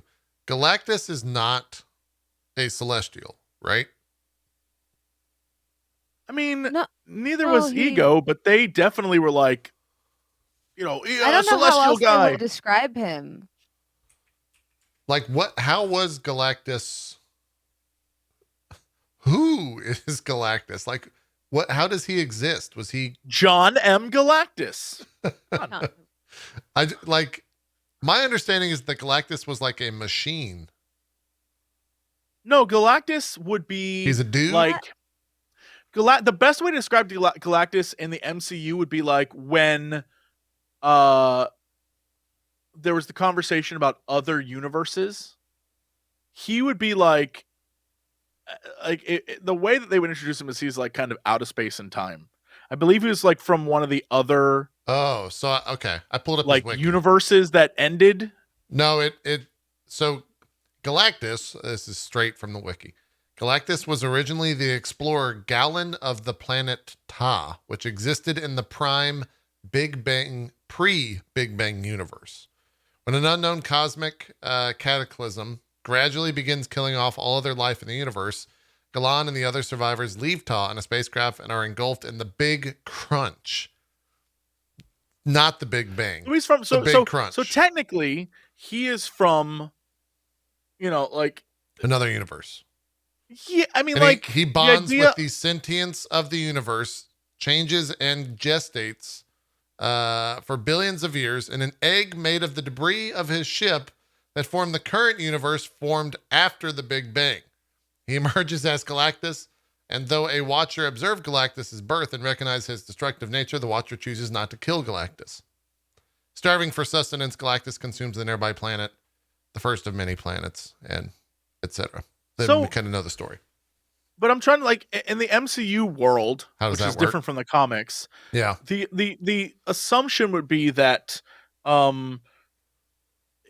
they talk about how, you know what? Never mind, because it's different in the MCU. Because originally, what is his name? The guy in Loki who isn't Kang, but is Kang. You know what I mean? Whatever his name was. He who remains? Yes. His whole thing was that he saw the end of everything, right? And so the idea would be like, Big Bang, Big Crunch is that there was something here, and then like it's explosion, then and it happens over and over again is the idea, right? And so he was caught in a big crunch, and then when the universe exploded again, he was like, brought into it with like unlimited power, basically. And so I don't know how they would bring this guy in to the MCU unless it was through kind of like, well, he's, this dude's coming to get us for some reason. Like, why would he be coming to Earth? Right? Yeah. Like, why is it suddenly important for him to come to Earth? they've kind of written themselves, them being Marvel. I don't know how you introduce the next big bad, um, apart from kind of how they introduced Kang, I guess. When it comes to Galactus, because like they already did the, he's coming type deal with Thanos. That was Thanos's entire thing, was like, oh yeah, I'll just do it myself. Thanos is just, he's collecting the stones, blah blah blah. I don't know how you do that with Galactus unless you just show him like each movie's he's a little bit closer in the solar system to like Earth. And that's he's also incredibly goofy. Like he's just a giant goofy guy with like some things on his head, right? I do love one of the Celestials they showed had a silly hat. I was like, oh, they're keeping the funny hat. They look a little weird. Yeah. I like the funny hat. Let's see. I'm gonna be honest, I don't know much about Galactus. I've read like the Silver Surfer Black and the Silver Surfer run that predated it. And even though it's a Silver Surfer comic, I feel like they barely talk about Galactus. It's just like Norrin Rad going on adventures with an Earth girl, and it's very 70s. It's very it's like actually a good comic, but it's like it usually just involves like Galactus is hungry. Let me find a nutritious planet with no people on it, or a way to relocate these people. Like, but they never really talk about how to deal with Galactus or what Galactus is or anything like that. Yeah. I don't even know if Galactus is like a phase 4 thing too. It seems like it would be a phase 5 deal, with Fantastic Four, I think, being the end of phase 4s is what they've stated thus far. So, yeah. But then again, I don't know if that means that Kang is the big bad of phase 4, and that's what happens in Fantastic Four is, they figure out some way that Kang is definitely the big bad of phase 4. Yeah. Is he the big bad of like the next 10 years of Marvel? That's a different story. I have no clue. Right. Yeah, I don't know how long phase 4 is ultimately. I don't think they've come out and put a timeline to it in that regard. But overall, good trailer. I think we all are very much into the trailer. I loved Bronze Steak. I think it does look different than everything we've kind of seen thus far. And a lot of that is from Chloe Zhao's direction, right? There's so many like wide sweeping shots of just incredible looking things, a house that's very small, like a giant hill, that type of stuff. And that's cool to see for sure. We'll see if it keeps it up across the board. I'm also just excited for the scale. Yeah, the fact that we're getting like that big. Yeah. Yeah, and the scale of their superpowers. Like when that thing is falling and turns it into flower petals, like just stuff like that was such a beautiful visual. And I'm excited to see them fight. Even though one of them does look like Superman, but still. I'm always interested to see how Marvel reins in or doesn't rein in the supposed power levels. How do you keep it so that a character like I don't know, who's like a lower power tier character? To be honest, I feel like that's the one thing Marvel does very poorly. I'm not going to go on another Hulk rant. Well, yeah, but, I feel like they don't know how. It's always like, oh, Hawkeye, oh no, I'm out of my arrows. I'm the Hulk. I can't change into the Hulk. Well, or I am always the Hulk. I think the inverse. They know exactly how to do it.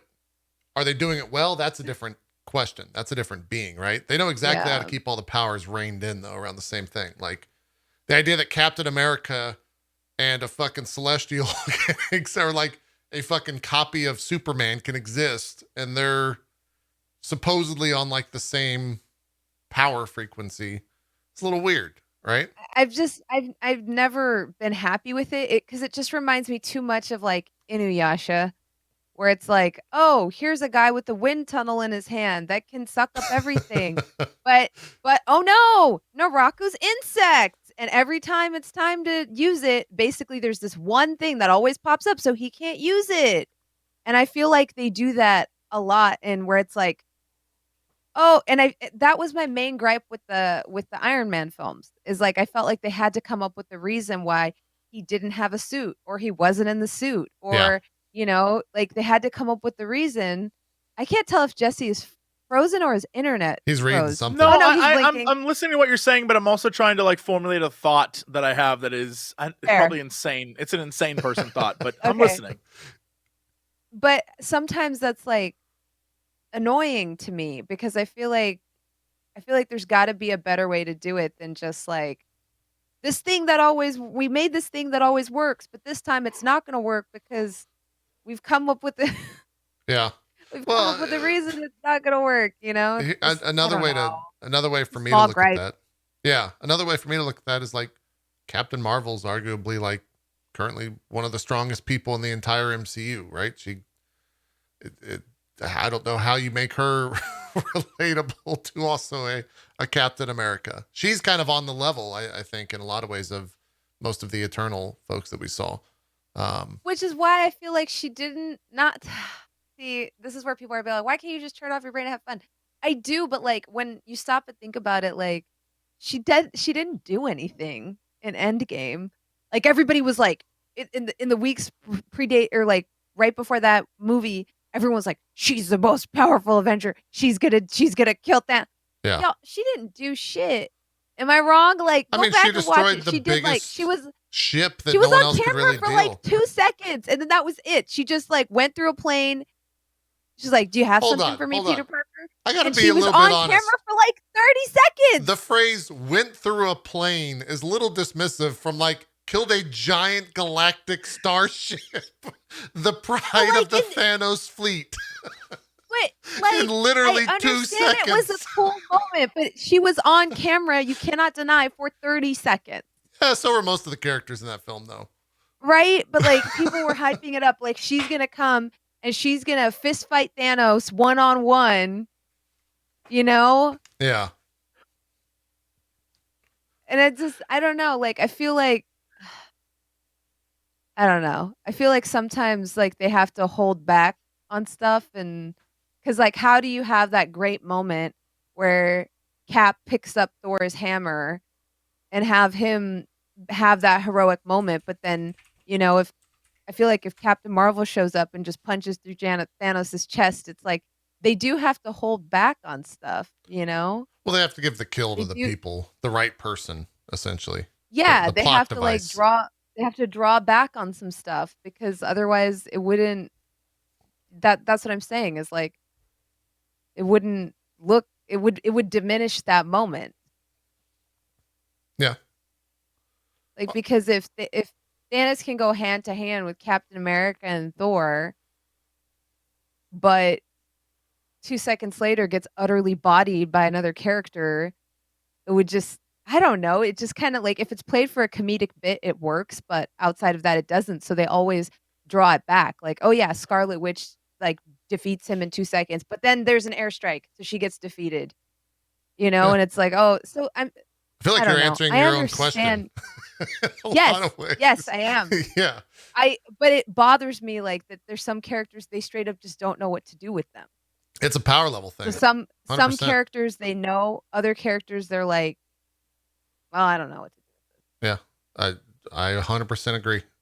I don't know how you get all of the new characters that they've even introduced and like keep the power levels honest and also keep it entertaining because otherwise like people could just step in and be like, yeah, you're done, right? Like this entire plot device of evil bad guy in this film, someone could just step in from the greater MCU and just be like, yep, I'm done with you.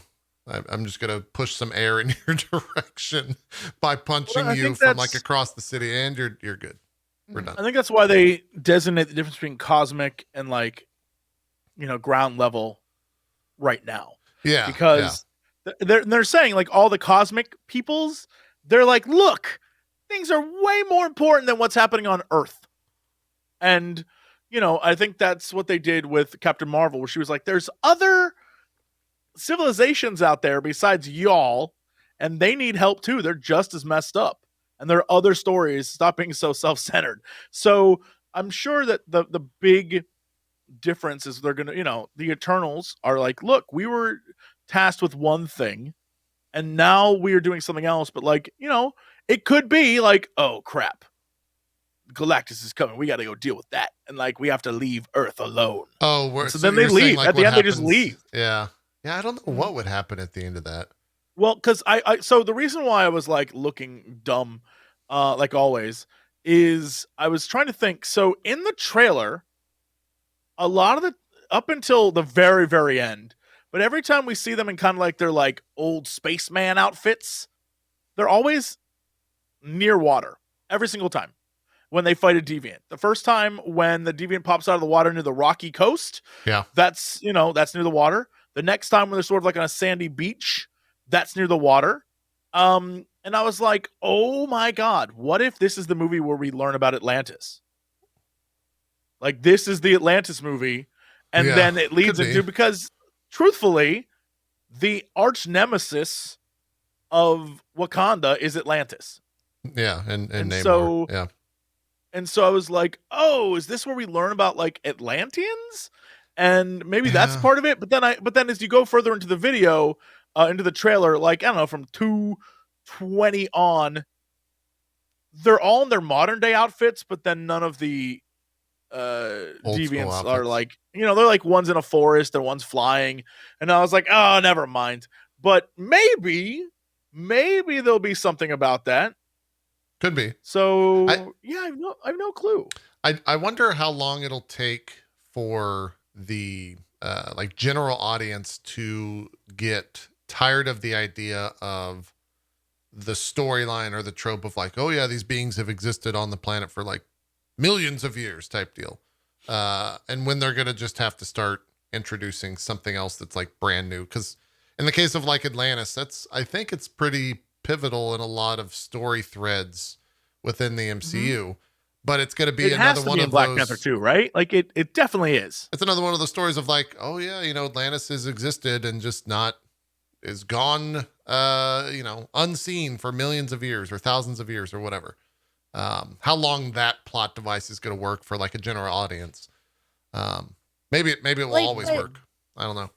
Like we were just discussing, they kind of have to do that because, okay, so when we started with Iron Man, who is at his core essentially like a normal human person, right? Yeah. And then since then we've built up to like this spot where we're at, which is why like if you're always gonna have unless they have to figure out like a creative way to handle it, because you're always gonna have that dickhead that's like, well, if Wonder Woman was there the whole time, why did she help with this? Well, if the Turtles were there the whole time, why did she help with this? If Captain Marvel was there the whole time, why did she help with this? So they have to come up with ways for that character to conveniently not be there, or that character to conveniently not be able to use their powers. Right. And that was the whole point I was making with Captain Marvel that I think went over some of y'all's heads, but it's okay. So it's because when you have like a character that can like, they have to be on camera for 30 seconds, because if they were on longer than that, everything before that would have been nullified. And we're kind of seeing them having to deal with this, right? Like, well, if Wakanda was there the whole time, why didn't they help solve world peace and world hunger? Well, because they were hiding, right? But like, it's weird because I wish we could just hand wave some of that stuff away, because there's no neat way to deal with that. Like, the universe is getting bigger. So ultimately, either people have to stop asking these questions, or just like Marvel has to fill in the blanks and say, well, they had a isolation policy and they don't help people. They were asleep in the core of the earth. They were up until this point, and 100% check me on this, I feel like Marvel's done a pretty good job of like making that all make sense of why XYZ didn't do ABC type situation. Like, they've done a pretty good job of giving a somewhat valid reason for kind of everything, apart from maybe the time travel shenanigans. That's maybe where I think you could probably poke holes in a lot of the general storyline stuff. But apart from that, they're pretty good at it. They kind of but as they introduce more characters, that's going to get harder and harder. 100%.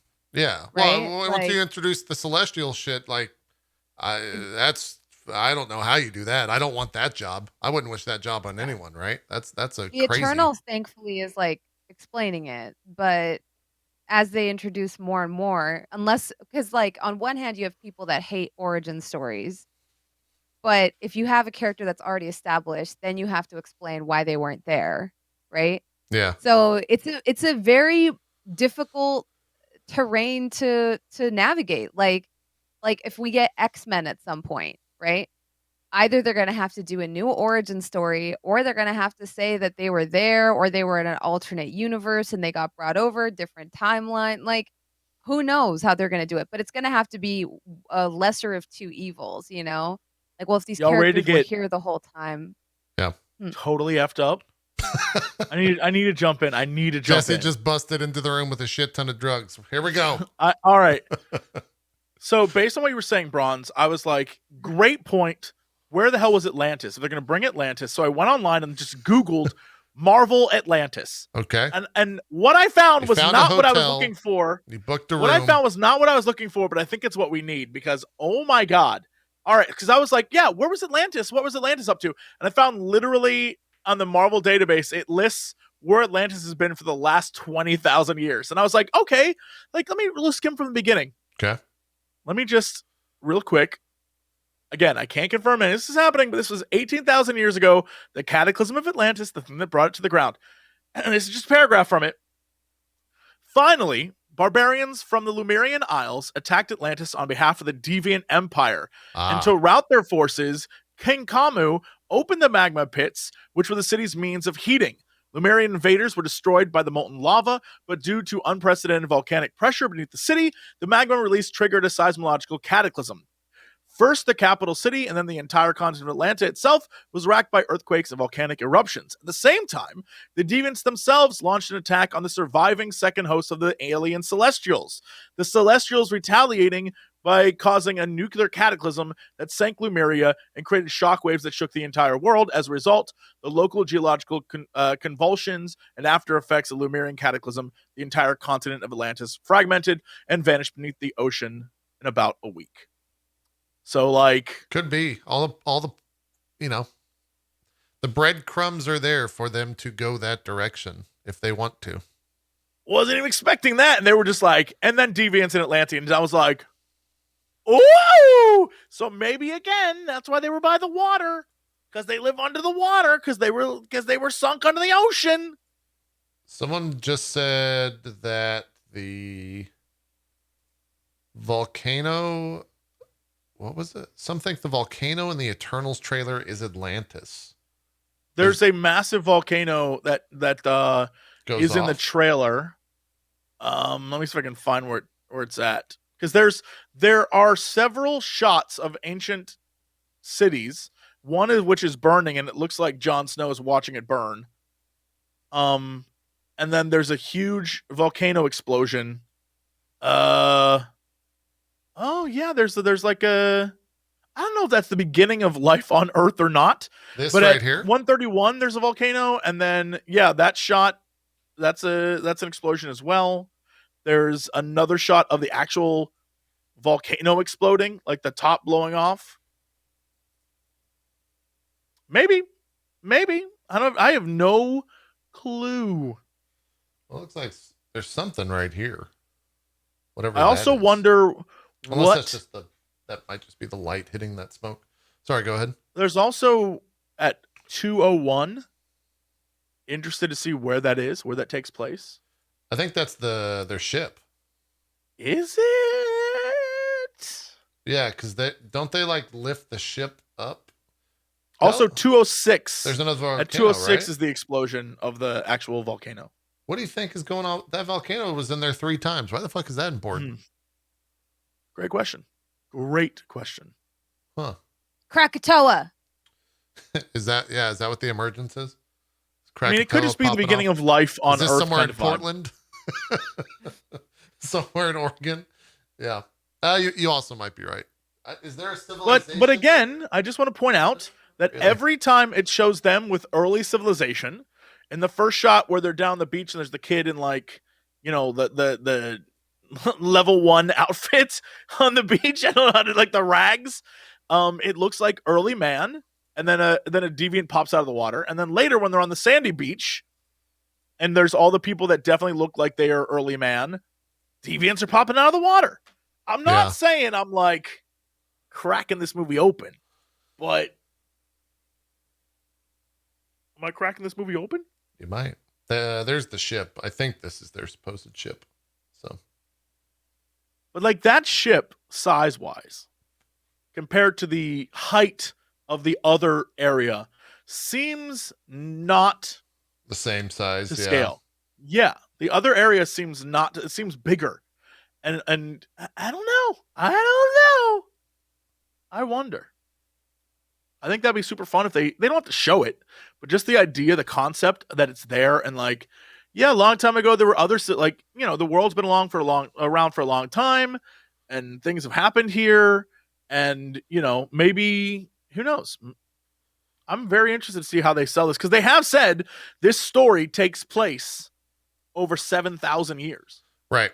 And I think they also said that it's post Endgame as well. That was another thing that came out this past week. Well, yeah, I mean, the beginning literally is like humanity saved the universe. So, like, you know, Selma Hayek's like, damn, humans are awesome. And I say, I'm a human, Selma Hayek.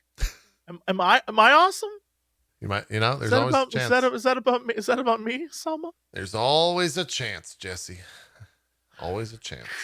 Don't hype me up like that. Don't do that. Not like this. Not like this. Let's talk What If episode 2. I'm back on board. I think this show's great. I thought episode 2, I felt like I'm just going to come out and say it. Episode 1 was dog shit in comparison to episode 2. Because I don't know what episode 1 was compared to episode 2. They actually told a story. It wasn't just like a retelling of the Captain America aspect. Bronze is laughing over there. I just know people are going to be so upset. Episode 1 was bad. What are you talking about? It was the retelling JP? of Captain America. Know, episode 2 was a completely different show, and if you can't see that, there's no way. I'm just waiting for the bad take. Did these guys not understand? That was one guy last week. We got to stop giving him credit. Everyone else in the chat was fine with it. I need you to know. Somebody had an opinion that's not mine. Bad take? Bronze can't let this guy go. Living rent-free in her head. My boot's staying on that neck forever till the end of time. There you go. Episode 2 turned the ship around for me. Yeah. I was like ready not to care about What If.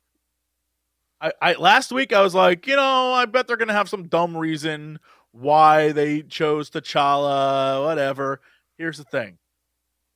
At first, I was like, oh, his little boy wants to go explore, and then he leaves the confines and then gets picked up, and I was like, well, that's why? Whatever. And then they were like, yeah, no, I mean, like, it was the highest power signature on the planet, and we figured it. I was like, holy shit, am I buying into this? I was like, that's Marvel right there. And then they immediately were just like, and now we're going to go have fun with it.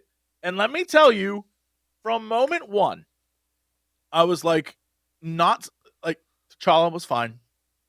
Thanos showing up, fine. All the characters that were in it, literally, I think we called Howard the Duck, fine. Mm-hmm. The one dude I did not see coming out of left field that I was like, that's MVP, was the guy, I don't remember his name. He was like, are you a Star-Lord? That guy? Yeah. Holy shit. Yeah. That guy stole the entire thing for me. Oh, stream's I want a whole show of him just being a fanboy. I don't know what his name is. I can't remember his name to save my life. But oh my god. From the minute that that guy showed up on screen, I was like, this dude wins. He was the best. I need to look. Who is that? What is that guy? I forget the actor's name only because I have a hard time saying it 99% of the time, which is a pretty shitty reason to forget his name, but Jesse could look it up here. Yeah, I don't know why either. It's fine. We're recording, so we're still good to go. Did the stream just go down? Yeah. Story of my life. What is this guy's name? Not Kraglin. Kraglin's the brother. It's Isn't it like Digimon? Oh, fuck. What is his name? Digimon Hunsu as Korath. Korath is his name. Korath! That's who it is. Yeah. Yes, Korath. That dude, holy crap, that man came in and stole my heart. I was not even prepared to love that dude as much as I love that dude.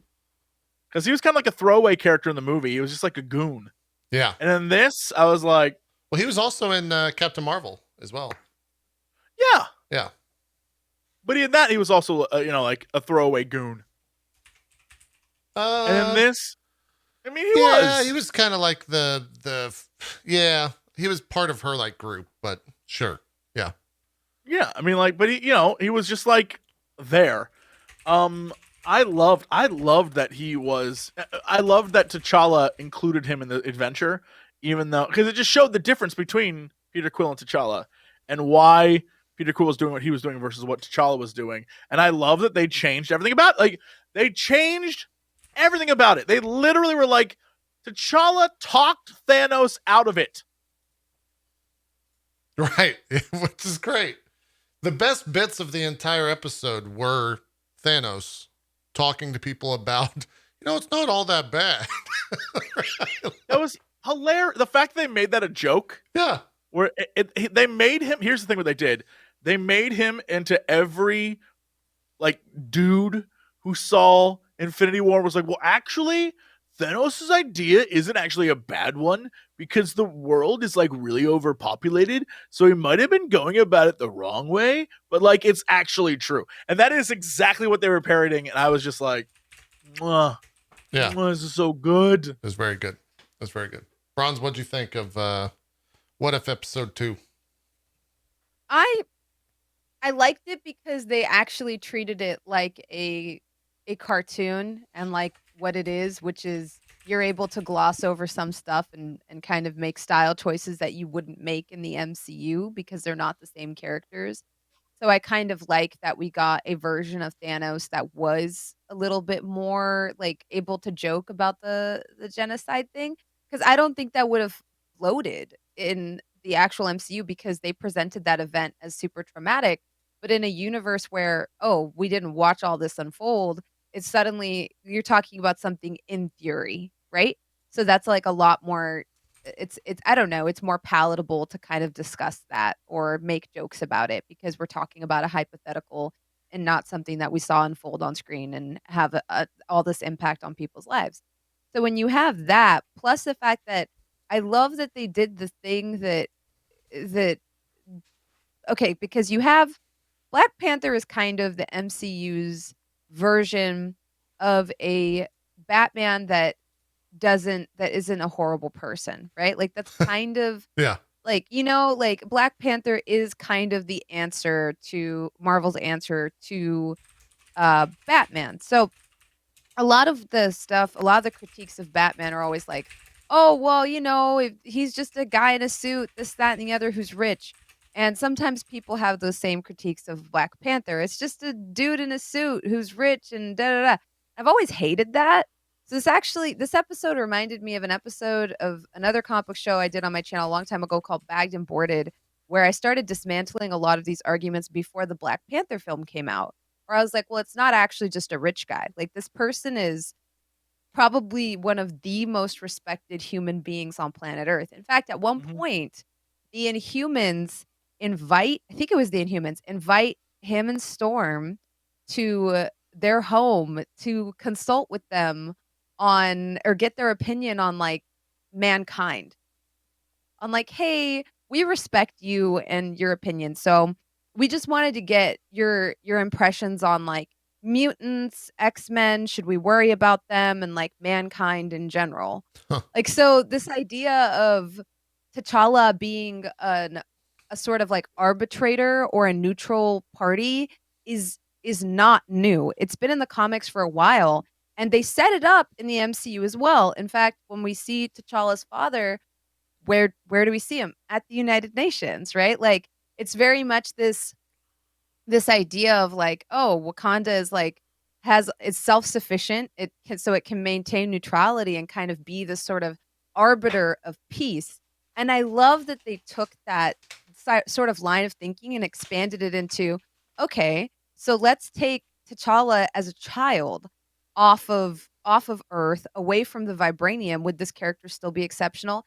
Yes, because it's who he is as a person. It's Right. not just, oh, the suit and the vibranium, but it's also like those values he has, growing up in his like sort of under his father's watchful eye and learning wisdom and being able to reason with people and convince them like why what they're doing is not bad or that there's a better way to solve things. I love that they kind of took that concept and turned it on its head, right? Because I think sometimes people get way too caught up in the superhero part of it, which I think is probably the least interesting part of comic books. It's probably a controversial take, but I always kind of yawn, like we were talking about, well, they have to balance it on screen because who's more powerful, who's less powerful. Because there's one scene from Endgame that people will sit here and be like, well, Wanda's clearly the most powerful, this, that. I'm like, who cares? Who cares? Well, who would win in a fight if they all fought? Oh my God. Those are all the No, anime we're Marvel not doing fans. this. That's the crossover. Yeah. Anime and Marvel. This is- Right there. This is so stupid, like who cares? I'm here for the narrative. Yeah. So I love that they were like, oh, well, if you take away T'Challa's suit, who is he? A very insightful, intelligent individual who has the ability to bring people over to his way of thinking, which is valuable even in space. Like Right. he's a generally likable guy. People like him and they appreciate his intellect and his ability to not give in to the most easy answer, but try to come up with pragmatic solutions to like very complex problems. So I love that they brought that in. I love that they were like, no, he's like, we get a very different kind of Star-Lord if somebody else was given that opportunity. If somebody that, Well, what's great about it is they didn't like so in the first one, the reason why it kind of sucked is it was Peggy Carter given the powers of Steve Rogers and she just did the thing Steve Rogers did. There was no difference in any of it. It wasn't even like she tackled it her own way. She just did the thing Steve Rogers did, but then she was like, a little like British sassy about it. But like there was no difference. None. This showed you a good version of what if. Technically, she was like, we were talking last episode about how she hits harder, but I think it's just because it's a cartoon. Well, I mean, I think the difference is that Steve Rogers would sort of like give everyone a little chance or not try to go as hard. And she was like, yo, we can end this right now. Let's go. Right. Because she was like all a soldier business. and a Yeah, spy, yeah. But what they were doing was literally the exact same thing. Like she went in, beat up some Hydra guys, and got out. And the difference here was it was on a personality level where it's like T'Challa was a character who, right away, everyone aboard the Ravager ship was like, this kid's awesome. Right? And they were like, we love this kid. Yeah. And then the next time we see him, it's like he is doing the exact same intro that original Star-Lord had, that Peter Quill had, except this time we realize everyone knows who he is because unlike the Star-Lord that we know, unlike Peter Quill, this one has gone around the universe and like Robin Hooded everything and stolen only to give. And the Ravagers are now like good guys and they go around and everyone knows their legend. And so even the villains are like, bro, do you think I can work for you? And he's like, no. And he's like, all right, well, I got to fight you though. He's like, yeah, I know we got to fight you. Like that scene was hilarious. It was. And then the fact that at the end, he's like, oh, damn it. And he picks him up and takes him with him. And he's like, welcome to the team, dude. I was like, that is all you need to know about the massive difference between these two characters and why this whole episode was vastly different.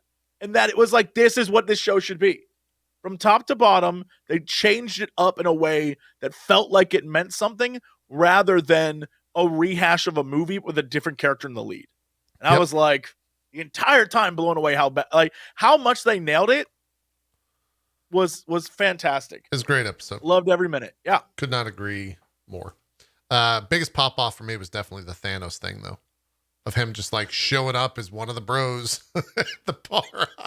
It was I love what that. the fuck? Yeah. And then they just casually step in, which you guys have already mentioned, like, oh yeah, I just talked him out of it. Yeah, I think that's incredible. I think what a incredible story note. It's not even addressed but once. Like, well, yeah, he talked me out of it. And I was like, what?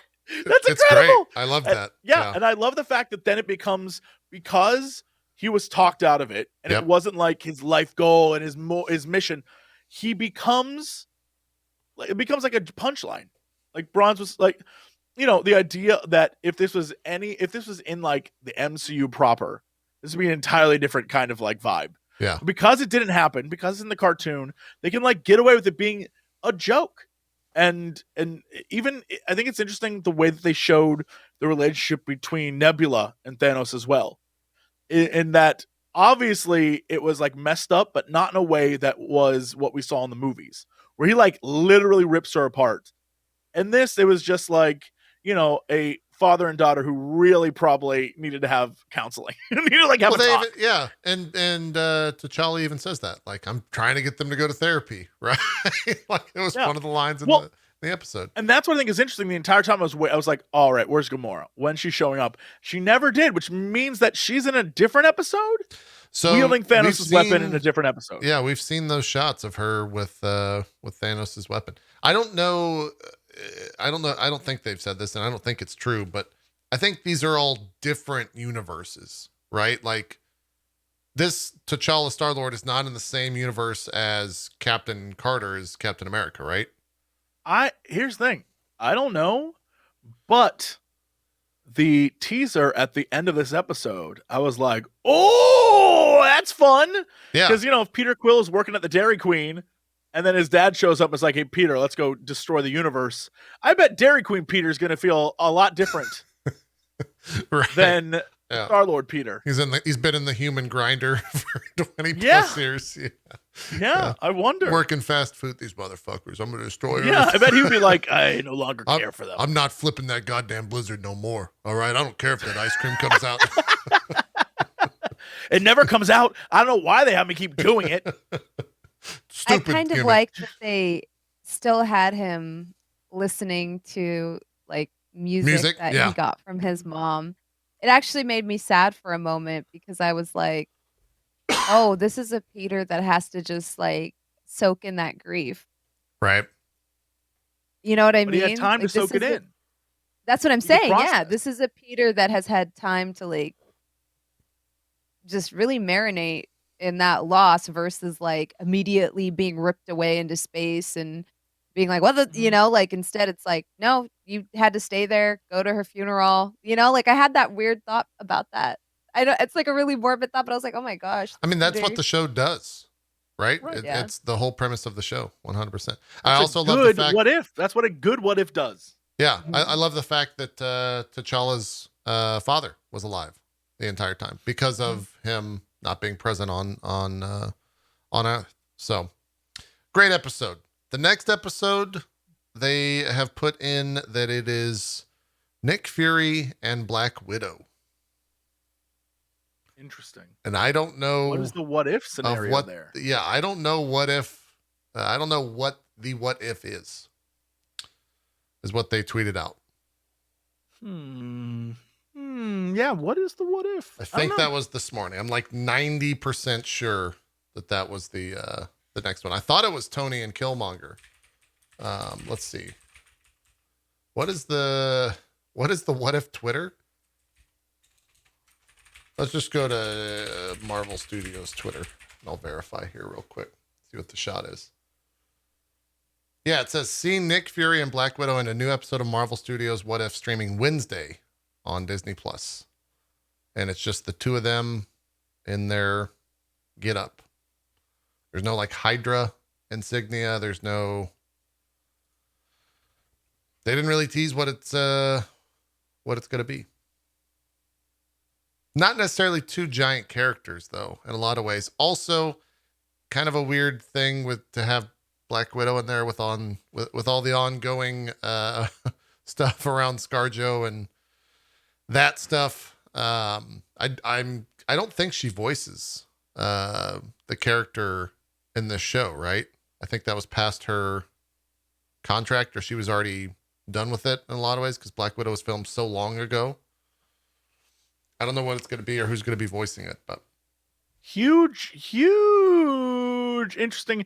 August 18th, they released an episode promo for episode 3. okay.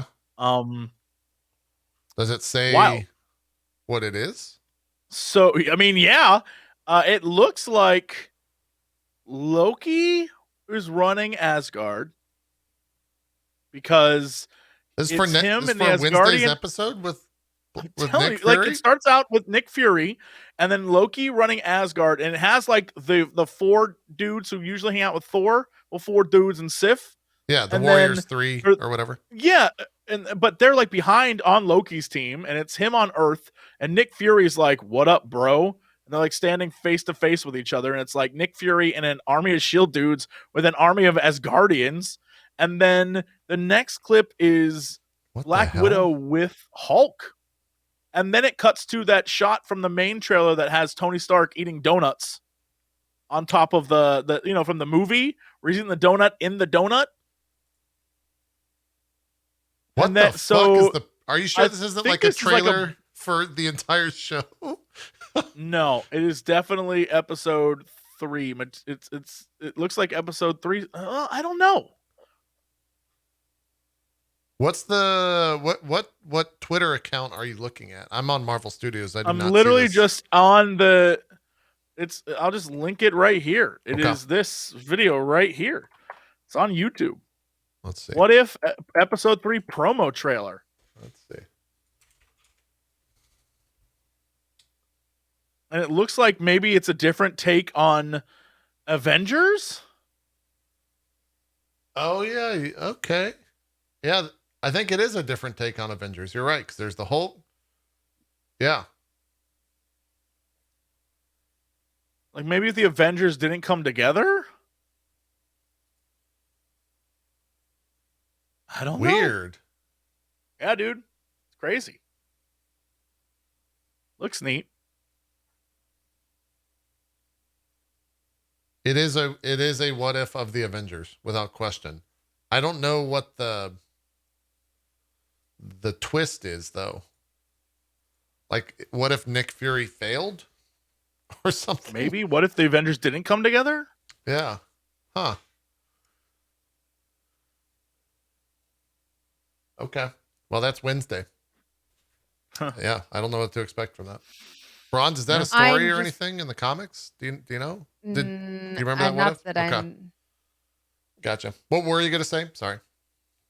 I'm just invested in this Killmonger Tony Stark friendship because with their personalities, I think they're really gonna get along.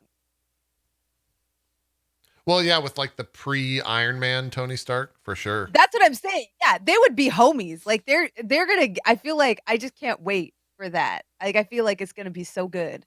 Yeah, because we're talking about just like pre-character growth, Iron Man. I want to say that I saw an image of Killmonger in like an Iron Man suit. Like that's the what if is that he builds like, Killmonger a suit for, warmongering. Wait, in one of the frames they showed Iron Man and Black Panther next to each other, so that makes me question who's Black Panther then. Well, is that his mom? Because they show his mom in a frame as well. Well, I'm curious. It could just be Black Panther. We don't know if it's, these could all just be different universes, not the same universe of what if. Could be both, though. We don't know. You're right. It could be someone else. Could be someone else completely. Who's to say? I don't know. I will say that on Wednesday's episode, we will not be covering what if. We'll save that for next Monday. So you don't need to rush to watch, and we won't be spoiling anything on Wednesday's episode of special episode of the MCU Crew. But I think that's it. Is there anything else? Am I missing? We did the trailer. We got all the did the Spider-Man trailer drop? Is that out yet? No Spider-Man trailer dropped, but a lot of people are pointing out that there are a lot of new leaks. Ooh. that have to do with all the Spider-Men. Oh, like images or just more leaks? Yeah. That trailer's got to come out soon, right? They're not going to let those. I'd be surprised if they let that stuff just linger. It's got to be soon. Tonight or tomorrow. I'm trying to see if. Are you looking at Twitter for this stuff, Jesse? Yeah, I mean, I don't know the accuracy of this image. Yeah. Of but is it the one with here you all go. the Spoodermans swinging? Is that what you're looking at? No. That's definitely fake. I mean, this right here. Let's I don't know if that's real or not. But yeah, yeah. So also that looks. Is that supposed to be Tom? That looks like it's a very middle-aged man in a Spider-Man suit. That's not Tom Holland in the center. I'm not going to show this on stream for the image that we're looking at, but yeah, I mean, obviously, that definitely looks like a stunt but, double. Yeah, I don't know. So whatevs. Yeah, I guess that could be we'll Toby. See. We'll all find out eventually. Yeah, eventually this trailer's going to come out, right? There's no question about that. Maybe that's Toby. Maybe. How old is Toby? Toby Maguire? is a middle-aged man now. Yeah, how old? What is he? 30, 40? Toby's 40 something. I'm afraid to look. Oh my God, he's almost 50. He's 46. Yeah. Yeah, welcome to getting old. Jesus. Hi. Hello, everyone. Welcome to getting old. Hi. Jesus. Everyone you know from when you were a kid is now old, and you're old. Here's the crazy thing, though. Tobey Maguire still looks like he's in his 20s, though. He's got good genes. That's because he's one of those actors who will always look like a kid. Yeah. He'll be 85 and be like, "Jeepers, mister." Yeah. Yeah, it is 100%. Yeah. All right. Well, let's do some shout outs. Sorry for going offline. I think our restreamer crashed. So I had to go straight to my stream and I went offline on both of y'all's stream because the restreamer just died and it didn't reboot. So apologies to both of y'all's community. This is 28 minutes ago. Uh-oh. So we were what was the thing we were talking about today? CinemaCon nonsense? Yeah. Mm-hmm. Is that happening right now today? I think it happens. Sony's panel is 6 hours from now, 5 hours from now. Great. This is from Twitter. Be ready for the trailer tonight. My source says Spider-Man No Way Home trailer should be ready by tonight. Others are hearing a more specific time, but they said the panel starts at 9 p.m. Eastern. Okay. And it runs until midnight. So what a weird time to leak the CG or the not CG trailer then, right? Maybe it's hype, dog. Maybe it's to get the hype going. It could just be the marketing bullshit that we Marvel could have put that out. Yeah. Could have been. Or this is all a ruse and it's not coming out tonight. I mean, we'll find out. Yeah. Time will tell. I hope that we've got a trailer tonight with 5 phones filming off of each other. I hope they up the ante and double down. It's 5 phones stacked on top of each other. But it'll be in landscape mode, so at least we can see the goddamn trailer and it's not itty bitty. We'll see. We'll see what happens. Do you guys want to cover that on Wednesday? Or do you want to wait another week? You tell me. I guess You're the producer, JP. Yeah, I'll talk about whatever. We'll play it by ear. Literally whatever. We'll play it by ear. Okay. Anyways, let's do some shout outs and call this one an episode. Bronze, what do you got going on? Where can people check you out? What's happening in Bronze Land? Yeah, hi, hello. I'm ThatBronzeGirl. Yeah, I'm a full-time content creator. I DM a game on Tuesday nights at 6 p.m. Pacific Standard Time called Shakar with Josephine McAdam, Xander John Array, Gabe James Games, and Lord Balvin. I love it. So come through for that. What else am I up to this week? I might be diving into the Ghost of Tsushima director's cut. Ooh, and I just discovered a game called Gunfire Reborn yesterday. And absolutely love it. So that's me this week. Uh-oh. What is Gunfire Reborn a mobile? Why do I know that name? It's not mobile. It's on Steam, but it's like this game with these cute animals, and it's a roguelike game. It's kind of like Borderlands. Got it. Okay. It's really hard to describe. Like you have a couple of different abilities, and you acquire different traits and scrolls and weapons, and depending on that, your run will go better or worse, and you use that to unlock more perks. And so it's that kind of a gameplay loop. It's just a lot. It's just a lot of fun to play, which is sounds like a video game then. Yeah, sometimes like it's like, a game is hard to sell, but you just like it. Yeah. I get that. I understand that. Have you played Ghost of Tsushima, by the way, at all? Or are you jumping in for the first time? I started the original one on PlayStation 4, and I did the horrible sin of trying to 100% everything. Okay. And so I just got lost in the sauce, because I think they've introduced a new difficulty since then, but they have, I put it on the hardest difficulty, and the game just became very easy for me because I was 100%ing everything. And it kind of got a little tedious for me because it takes an hour just to get off, or forever just to get off the first island if you're like doing everything. So this time I actually want to play the story and not save it for last, because I've done almost none of the story quests and all of the side quests, and that's a problem. Yeah, that sounds like Ghost of Tsushima. I did the same thing, at least in the Act 1. I literally did everything on that fucking island. And then I went back to the main story, and it's like, chop a head off there, or chop that guy's head, fucking shoot that guy.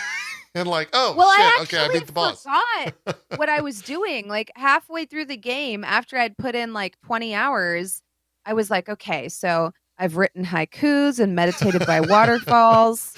What am I doing? And my chat was like, aren't you going to save your lord? I was like, who? I just completely forgot. Curse. I was like, hey, I've been chasing foxes and birds, like, and writing poems. I don't know who this guy is anymore. I'll double down and say this about the DLC. It will just happen again. It'll 100% just happen again.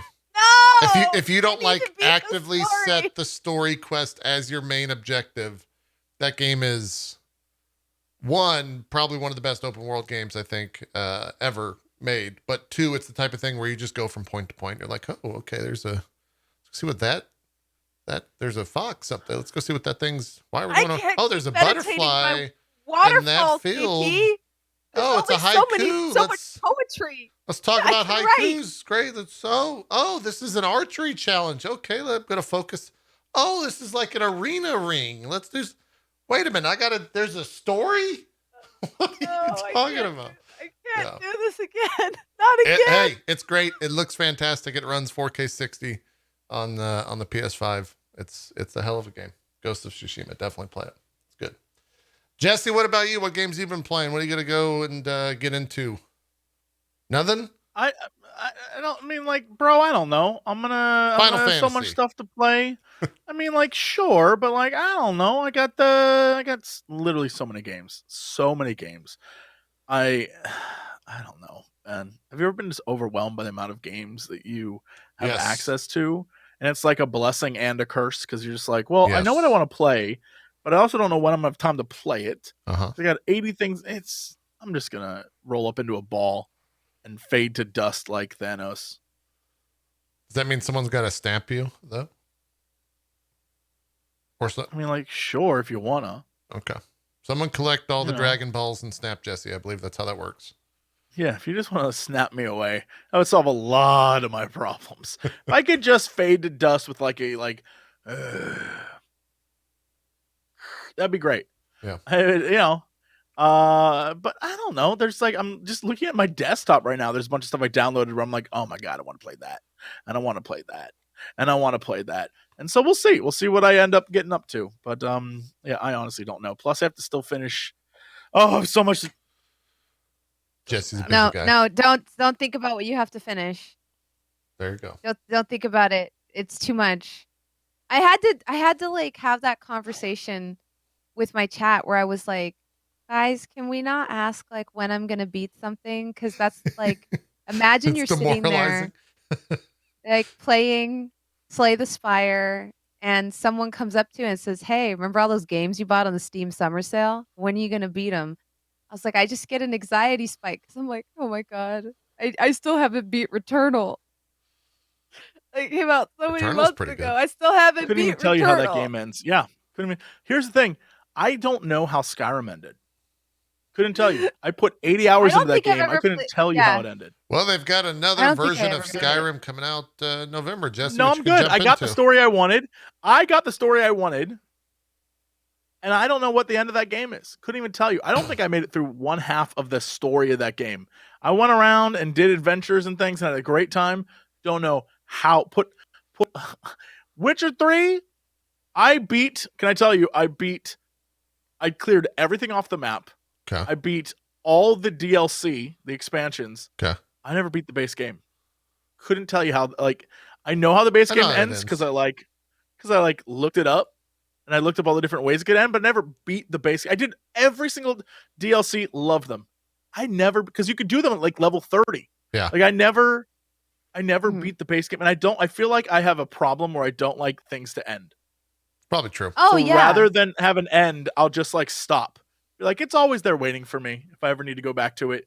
Oh yeah, I think that's probably says a lot about who I am as a person. Yeah, Well, and for sure. sometimes games punish you for doing everything because then you have this big bad that you've like prepared for, and you go boop, and they just explode, and you're Yeah, like, but that's "Oh, great. I love that feeling. Yeah, for me. that's the power creep I want. really?" I Yeah. want that power fantasy. That's why I power level characters before going to a boss fight in every RPG. Yep. Like, oh, I'm way Yep. overpowered for this. Good. Now For you some die. reason, it takes me out of it. I For don't me, know it why. way. makes Like, the I'm like, opposite effect for me. 100%. Really? Oh yeah, Yeah. feels great. It's good stuff. Truly destroying something. That's the best feeling. I agree. Not like, oh, I barely scraped by. If you could give me Dark Souls, but where I like stab the monsters in like the dick and win every time, that would be I would love that game where they're like, I am Gorgasmoth, the Destroyer, and you're like, I am Jesse Cox, the dick stabber. And I'm like, oh, my intergalactic balls, and then they die, and you're like, another one down. Cue the theme music, and you like walk away from the battlefield. Oh my god, that would be we're amazing. such different types of gamers. I think Oh, I yeah. was so underleveled when I played KOTOR. That became like a meme in my chat where I defeated the final boss by injecting basically a bunch of space drugs, so I ran really fast and dropping mines behind me. Literally, this is how I defeated like one of the greatest forces in the Star Wars universe was by shooting up a bunch of freaking God knows what and just running really fast while dropping mines on the floor. And everyone's like, Bronze, you can't beat this boss like this. I was like, there's no other way. He's too powerful. Oh, well, And- that's a streamer thing right there of when you get set in your ways of like, I'm going to defeat this boss this way. And then you try for a very long I time. hate grinding. So I never do so intentionally. So most of the time when I reach the final boss, I'm like, I'm not high enough level for this. Time to use my brain meat and figure out a way to cheese this, and I'll do it.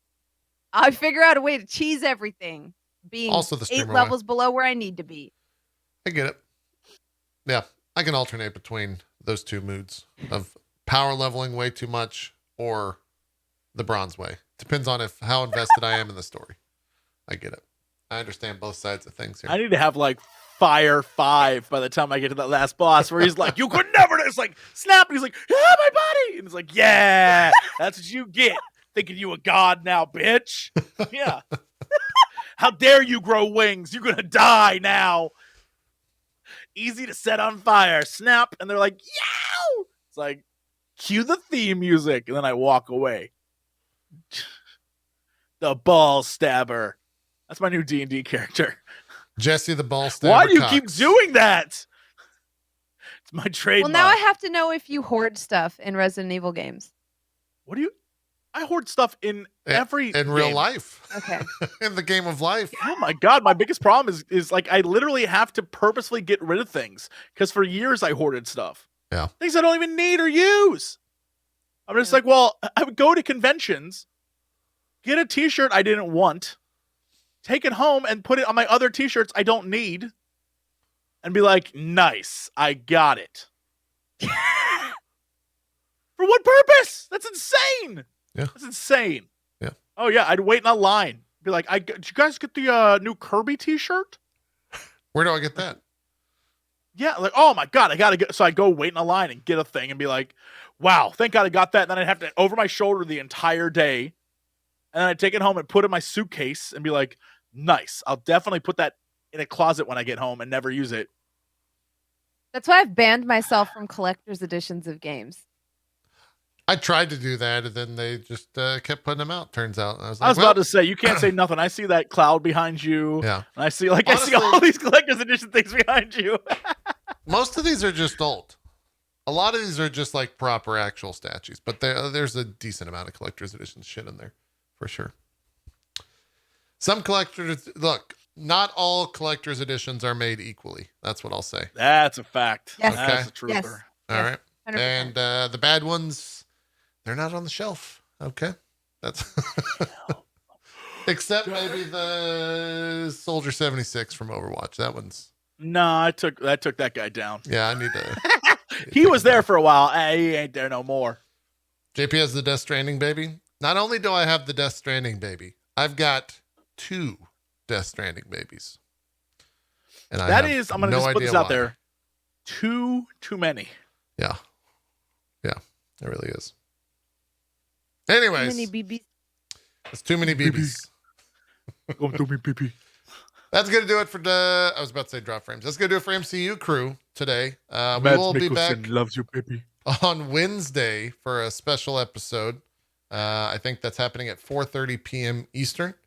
Can't really say what we're going to be doing, but we're going to have a show, and we hope you guys join us for that, because then we'll be able to talk about the thing that we are doing for a while there, and we'll go from there. It's been real Be hard not to hyped, talk damn about you. it. Yeah, this is also the type of thing where it's like also you put in be hype for it. So We're trying to ration our excitement. We're rationing. Be hyped, damn you. yes, very accurate, very accurate. Anywho, that's it. Thank you for watching. Once again, sorry for going offline over on Bronze's, well, all of our channels, but the restreamer broke, so I'll get that looked at, and we'll be back on Wednesday with another MCU Crew. Thanks so much to both of you. We'll see you Wednesday. Have a good next 2 days. We're out of here. Bye-bye. Toodles.